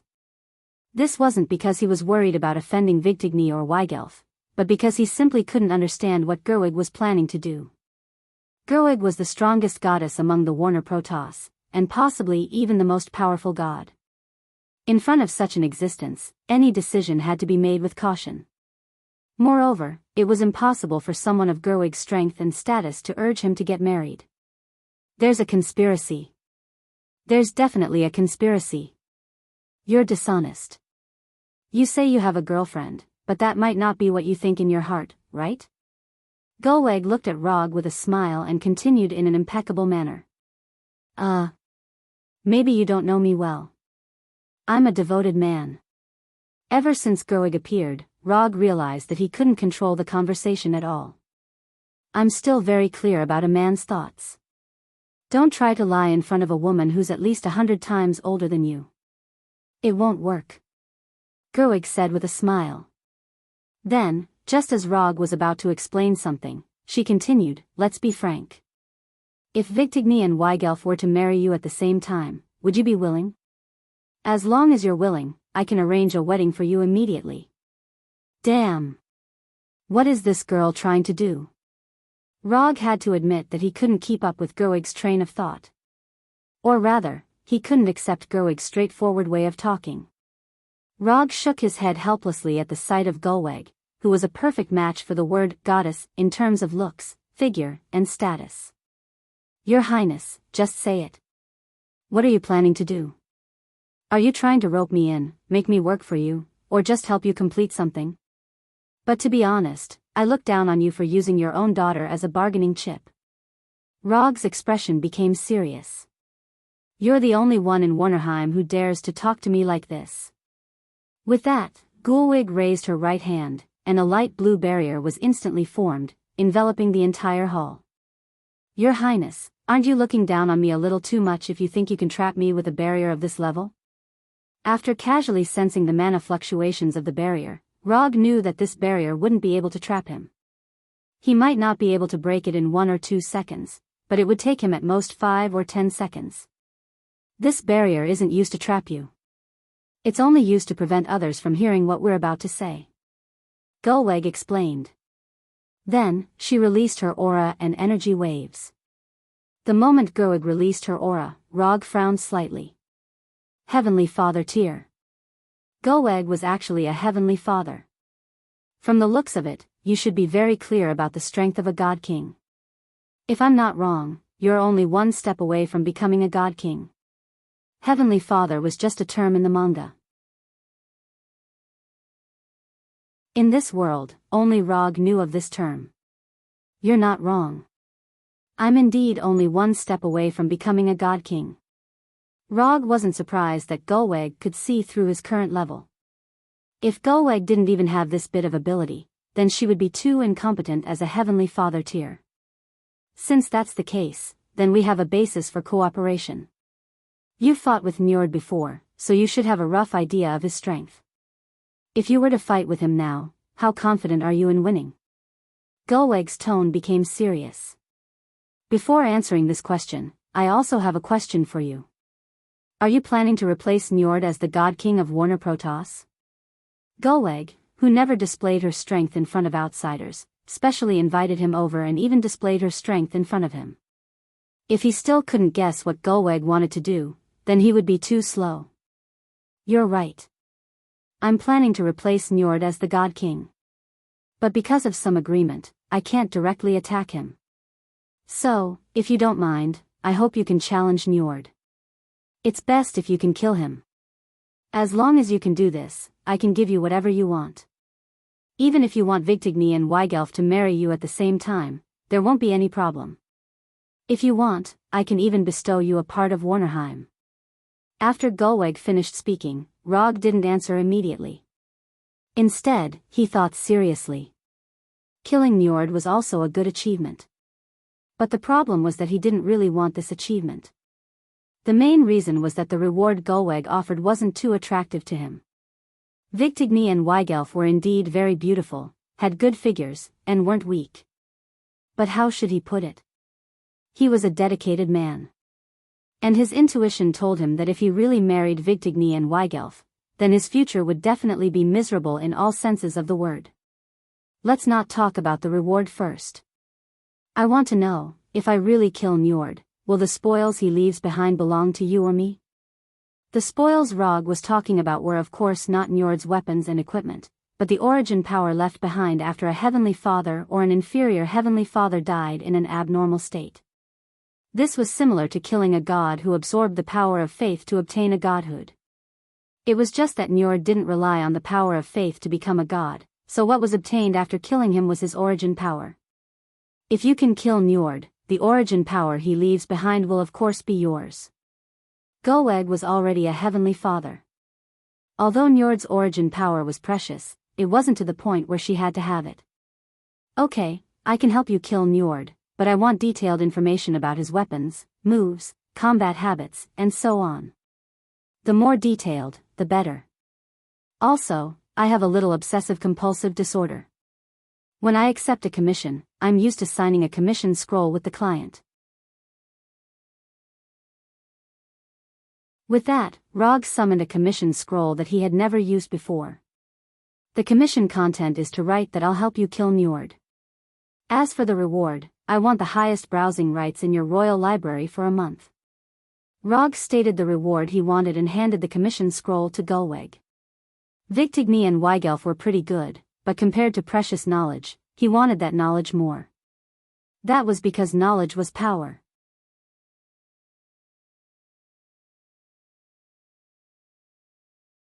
Chapter 643. After hearing what Rog said about the reward, Gulweg's face changed slightly, and the way she looked at him changed. This was not because Rog wanted too much reward, but because it was too little. Not to mention the highest browsing authority of the Royal Library for a month, even if Rog wanted to make a copy of all the books in the Royal Library, it would not be difficult for her. Of course, to complete this, she needs to wait until she replaces Njord as the new God King of Warner Protoss. No problem, as long as you can kill Njord, all the books in the Royal Library will be open to you. After that, Gulweg took the commission scroll handed by Rog and wrote on it with her fingers.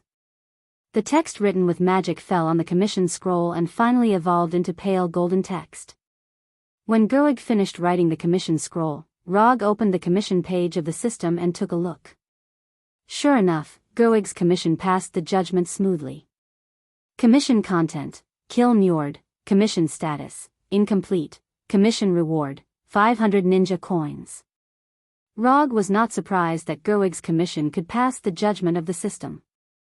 But he did not expect that the system would give a commission reward of 500 ninja coins. If he remembered correctly, the highest reward given by the system before was only 350 ninja coins. And that time was because he stopped the goddess of death Hela from taking Asgard, so the system gave a reward of 350 ninja coins. But now, killing Njord made the system give a reward of 500 ninja coins. This also means that in the judgment of the system, killing Njord is more difficult than stopping the goddess of death Hela. But this is normal. After all, Njord is the god king of Warner Protoss. If he doesn't even have this card, then he is too cheap. Happy cooperation. After throwing the commission scroll that had completed the mission into the summon scroll, Rog said to Goig with satisfaction. Although he rarely exchanges anything now, but this kind of thing, no one would complain about having too much ninja coins. The information you want will be delivered to you today. When are you going to make your move? Was it an assassination or an open challenge? If it's a challenge, I can arrange a venue for you. Goig continued to ask. Let's challenge him directly. Let's set the time for 1 week from now. You can arrange the location. If you're not worried about the capital being destroyed, you can arrange for it to be in the capital. Since Gulwig already had plans to replace Njord, she must have a way to make Njord accept Rog's challenge. If she couldn't even do that, then there was no need for her to plan to replace Njord. Sure. When the time comes, I will definitely give you a fair duel. Right, from now on, you can change back to your real appearance. I'll help you deal with those little troubles of yours. Since they were all partners, Gulwig didn't mind helping Rog solve some small problems. In fact, she also wanted to see what the fourth Hokage, who left a great reputation in Asgard and Warnerheim, looked like. She didn't know why, but she always felt that Rog's white-haired appearance was a bit wretched, or rather, lecherous. Seeing Rog's white-haired appearance, she always associated him with some kind of greasy uncle. Thank you, Your Highness. After saying that, Rog lifted the effect of the transformation technique and returned to his original appearance. It's much better than the white-haired appearance just now. No wonder Vigtigny likes you. After confirming with Gulwig that Njord indeed had the power of the God King, Rog left Gulwig's palace and returned to the hotel. After seeing Rog return to the hotel with his real appearance, Hinata looked at him curiously. There's no need to maintain the effect of the transformation technique, the wanted order has been cancelled. Since Gulwig had spoken, Rog naturally didn't bother to continue to maintain the appearance of young Jiraiya. Although Jiraiya was quite good when he was young, compared with his real appearance, there was still a big gap. In the field of handsome, only Minato could barely be his opponent among the Hokage. What did Gulwig say to you? It's not something like a marriage or a political marriage, is it? How to say it, a woman's sixth sense is sometimes more accurate. No, she just entrusted me to challenge Njord and kill him by the way. Gulwig intends to replace Njord as the new God King of Warner Protoss. Rog sat on the sofa and briefly explained the matter of the commission. There was nothing to hide. If nothing unexpected happens, soon the whole Warnerheim will know that he wants to challenge Njord. Such a big commission, what reward did she give you? Hinata continued to ask. The highest browsing authority of the Royal Library is limited to 1 month. That's it, nothing else?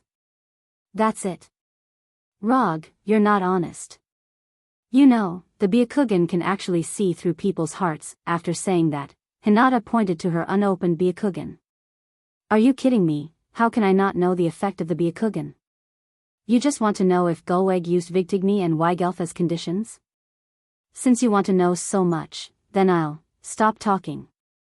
After seeing that Rog didn't speak, Hinata came to the sofa and lay down like a kitten, and put her head on Rog's thigh. Are you sure? I heard that Njord has been the God King for a long time, even thousands of years.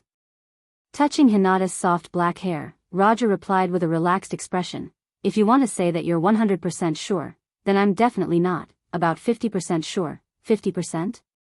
So low? After hearing Rog's answer, a look of worry appeared on Hinata's face. 50% sure, kill without injury. Rog explained that he had a 50% chance of winning. If it's just killing Njord, Rog has 80% certainty. But if it's just killing without injury, then he only has 50% certainty at most. Rog-san, you're a bit immodest. Njord is the God King, you can't underestimate your opponent like this. You have to be cautious, cautious, and cautious. Obviously, she only has 2 or 3 combat experience in total, but now she's reminding Rog not to underestimate his opponent. This is not immodest, this is called strategic contempt for the enemy. How can Rog underestimate Njord? The ninja coins reward given by the system is enough to prove something.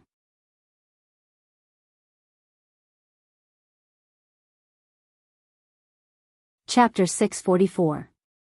The news of the 4th Hokage Rog challenging the King of Gods Njord quickly spread throughout the capital with Gulwig's help. To be precise, it took less than an hour for the news to spread throughout the capital. Challenging the Warner Protoss's King of Gods in Warnerheim was something that had only happened a few times in the history of Warner Protoss. Not to mention, the person who challenged the King of Gods this time was an Earthling. If there was a ranking among Warner Protoss about who their most hated enemy was, Rog would definitely take the first place without any suspense. Even the goddess of death Hela, who was now leading the Frost Giants and Flame Giants to invade Warnerheim, was more popular than him. The reason for this was very simple. First of all, Rog helped Asgard's army defeat the Warner Protoss army twice. The first time was when Loki destroyed the Bifrost, and the second time was after Odin's death. These 2 opportunities were a once-in-a-lifetime opportunity for the Warner Divine clan. Unfortunately, these 2 opportunities were stopped by Rog. In addition to these 2 times, Warner Protoss also blamed Rog for the goddess of death Hela's invasion of Warnerheim. After knowing that Asgard had once fought with the goddess of death Hela in Jotunheim and defeated her, many Warner Protoss had an idea that didn't make sense but fit their mentality. They believed that it was Rog who helped Asgard defeat the goddess of death Hela, which led to Hela's invasion of Warnerheim. If Rog hadn't helped Asgard, Hela would have definitely defeated Asgard's army and become the monarch of Asgard. This way, Hela wouldn't have been able to rule Jotunheim and Muspelheim, let alone bring the Frost Giants and Flame Giants to invade Warnerheim. Therefore, everything that Warnerheim was suffering now was Rog's fault. What was even more difficult to understand was that there were only a few Warner Protoss who accepted this explanation. Therefore, Rog became the most hated person in the entire Warner Protoss. After knowing the thoughts of these Warner Protoss, Rog's only reaction was that no wonder Warnerheim had always been inferior to Asgard. When they encountered problems, they didn't look for the reason themselves, but blamed others instead. It was unreasonable for such a race to be better than a Seri. Although Logue did not take these thoughts of the Vannas to heart, he had to admit that this idea, which was shared by most of the Vannas, had caused him a lot of trouble. Although Gulwig stopped the Golden Thorn's arrest warrant, she couldn't stop people's thoughts. Therefore, Rog, who was living in the hotel, suffered a lot of unnecessary disturbances. This included, but was not limited to, people who always tried to break into his suite, or booked all the rooms around his suite, and then attacked him with noise from morning to night. Even his mount, Fenrir, suffered a lot of unnecessary harassment. In the beginning, Rog had planned to personally teach these arrogant fellows a lesson. But before he could do it, Hinata stopped him. Under Hinata's suggestion, Rog asked Gulwig for a manor in the suburbs of the capital, and then took Hinata and Fenrir to live there. After moving into this manor that belonged to Gulwig, the unspeakable harassment finally stopped. But this also brought a problem, and that was, Gulwig's reputation among the people became a little bad. Gulwig's move to let Rog live in the manor also caused a small problem. That is, the cooperation between them became known to everyone. Although people didn't know the specific content of the cooperation between them, everyone now knew that the reason why Rog challenged Njord was Gulwig's arrangement. This also caused Gulwig to suffer the most serious reputation crisis in history. Just when Rog was curious about how Gulwig was going to restore her reputation, Gulwig made a move that made him look sideways. Gulwig, who rarely made a move in the Warner Protoss, showed her overbearingness without hiding it. She didn't do anything about those ordinary discussions. However, as long as anyone dared to mention that she had deliberately colluded with Logue, betrayed the Vannas, or even talked about some disgusting cooperation that could not be brought up in public, she would use her actions to prove what it meant to kill anyone who criticized her. For a time, the entire capital was slaughtered, and a large number of people were beheaded by Gulwig's army every day. Under this thunderous suppression, all the criticism in the royal city instantly disappeared. Of course, this was only the disappearance on the surface. Of course, Gulwig knew that these discontented people were just hiding in the dark. But she didn't care too much about this. All she wanted was peace and quiet on the surface. After Gulwig arranged for her army to capture and kill those who criticized her, the people of Warner Protoss realized Gulwig's overbearingness and strength for the first time. The current divine king of Warner Protoss was Njord, but when capturing and killing those people, Gulwig didn't greet Njord at all. Even a few blood relatives of Njord were captured by Gulwig's people and beheaded in public. In addition to showing her overbearingness and strength, Gulwig's actions also revealed a very important piece of information. That was, nearly half of the entire army of Warner Protoss was actually in her hands. No one knew when exactly she pulled these troops under her command, but what people could see was that half of the army hung Gulwig's flag in the position of the commander's flag. This woman is not simple. After seeing Gulwig's actions over the past few days, Rog had to admit that he had underestimated Gulwig. He thought that Gulwig, as a goddess, would be more tactful. But he didn't expect that in this aspect, Gulwig's overbearingness and strength were no less than his. When arresting those people who were criticizing her, her army really broke down their doors and arrested them without caring about the so-called evidence. According to incomplete statistics, more than 3,000 people were beheaded in public in the past few days alone. When Gulwig went to the manor to ask how her preparations were going, Rog asked Gulwig what she was thinking. Then Gulwig gave him a very simple answer. What Warner Protoss needs now is a powerful monarch who means what she says.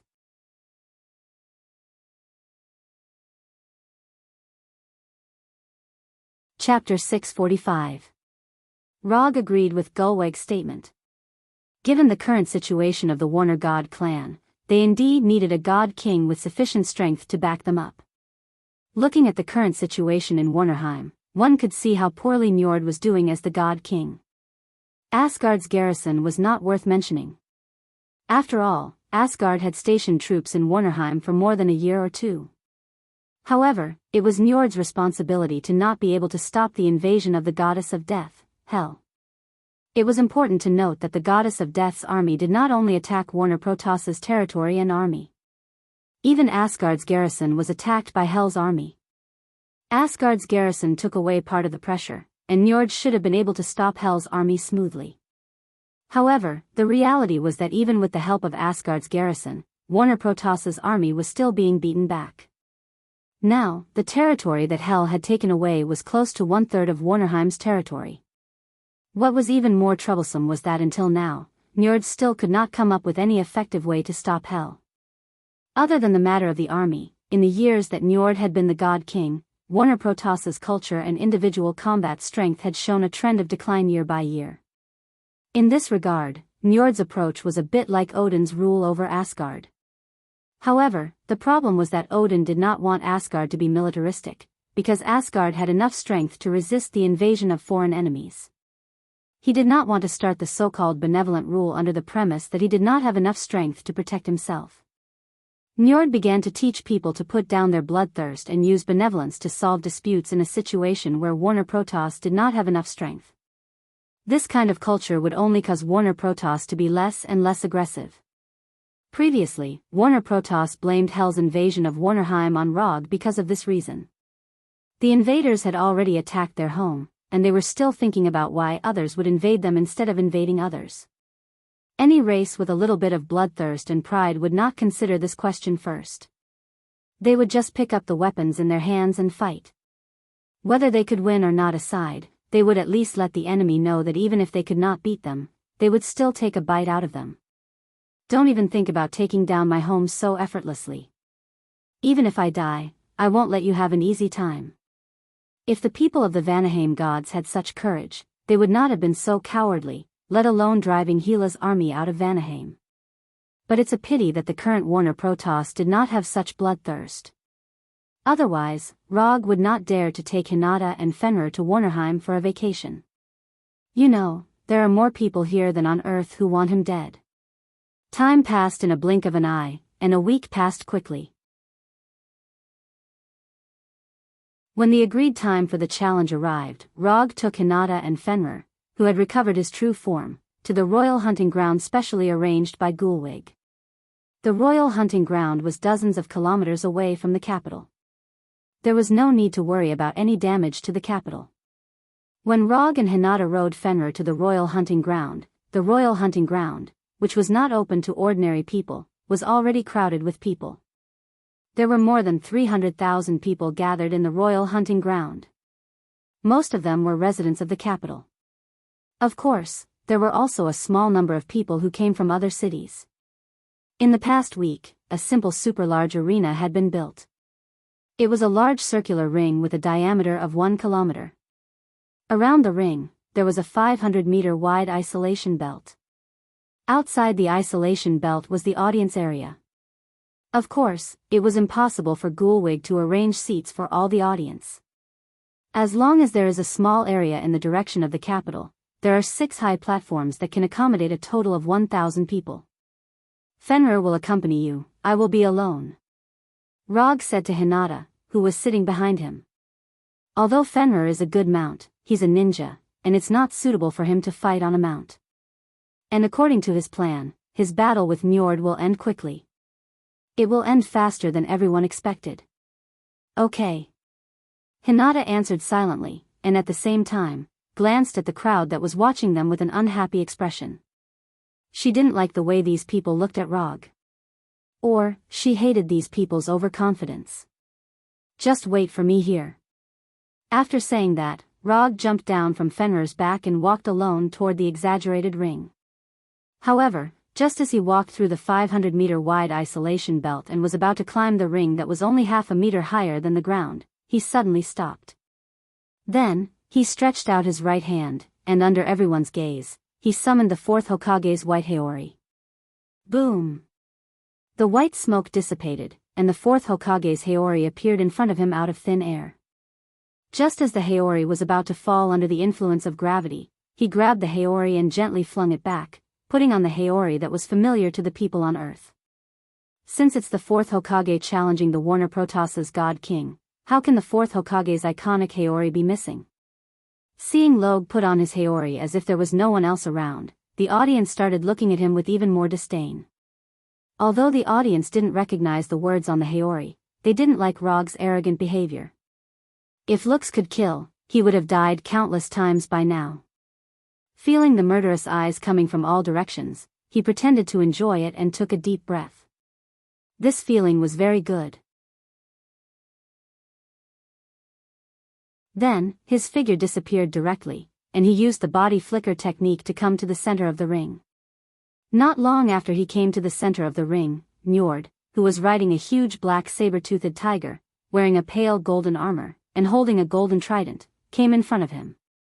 Isn't this His Majesty the God King? We meet again. After seeing Njord's arrival, Rog took the initiative to greet him. He didn't know if Gurwig did it on purpose or not, but in this ring, there was a super-large sound transmission magic that could let the conversation between them pass to everyone's ears without missing a word. In the matter of attacking Njord's prestige, Gurwig really didn't hold back. Last time, it was Odin who saved you. You won't be so lucky this time. Compared to Rog, Njord's tone was much more dignified. Odin might have saved me last time, but he might also have saved you. The person whose armor was pierced through seems to be you, His Majesty the God King, right? At that time, Rog had just mastered the immortal mode, so Njord took his most powerful attack without any suspense. Immortal spell, lightning escape, spiral electromagnetic cannon. Arguing is meaningless. Today, I'll let you know what the God King's might is. As soon as he said that, Njord released his God King's aura without reservation, which was the so-called Divine Father's aura. The God King's might? Then I'm not afraid to tell you in advance. I only need 3 moves to kill you. If you don't die within 3 moves, I'll kill myself. Rog's incomparably domineering words were transmitted without missing a single word by the sound transmission magic to the ears of everyone present. Arrogant. When Rog said those words, all the Warner Protoss members, including Gurwig, felt his insufferably arrogant arrogance. Njord might not be a qualified God King, but no matter what, he was the God King who had informed Warnerheim for thousands of years. Rog's words now undoubtedly trampled all the Warner Protoss faces to the ground. You're tuning into the Carefree Valley YouTube channel. Don't forget to subscribe and join us on this journey to catch the most captivating stories.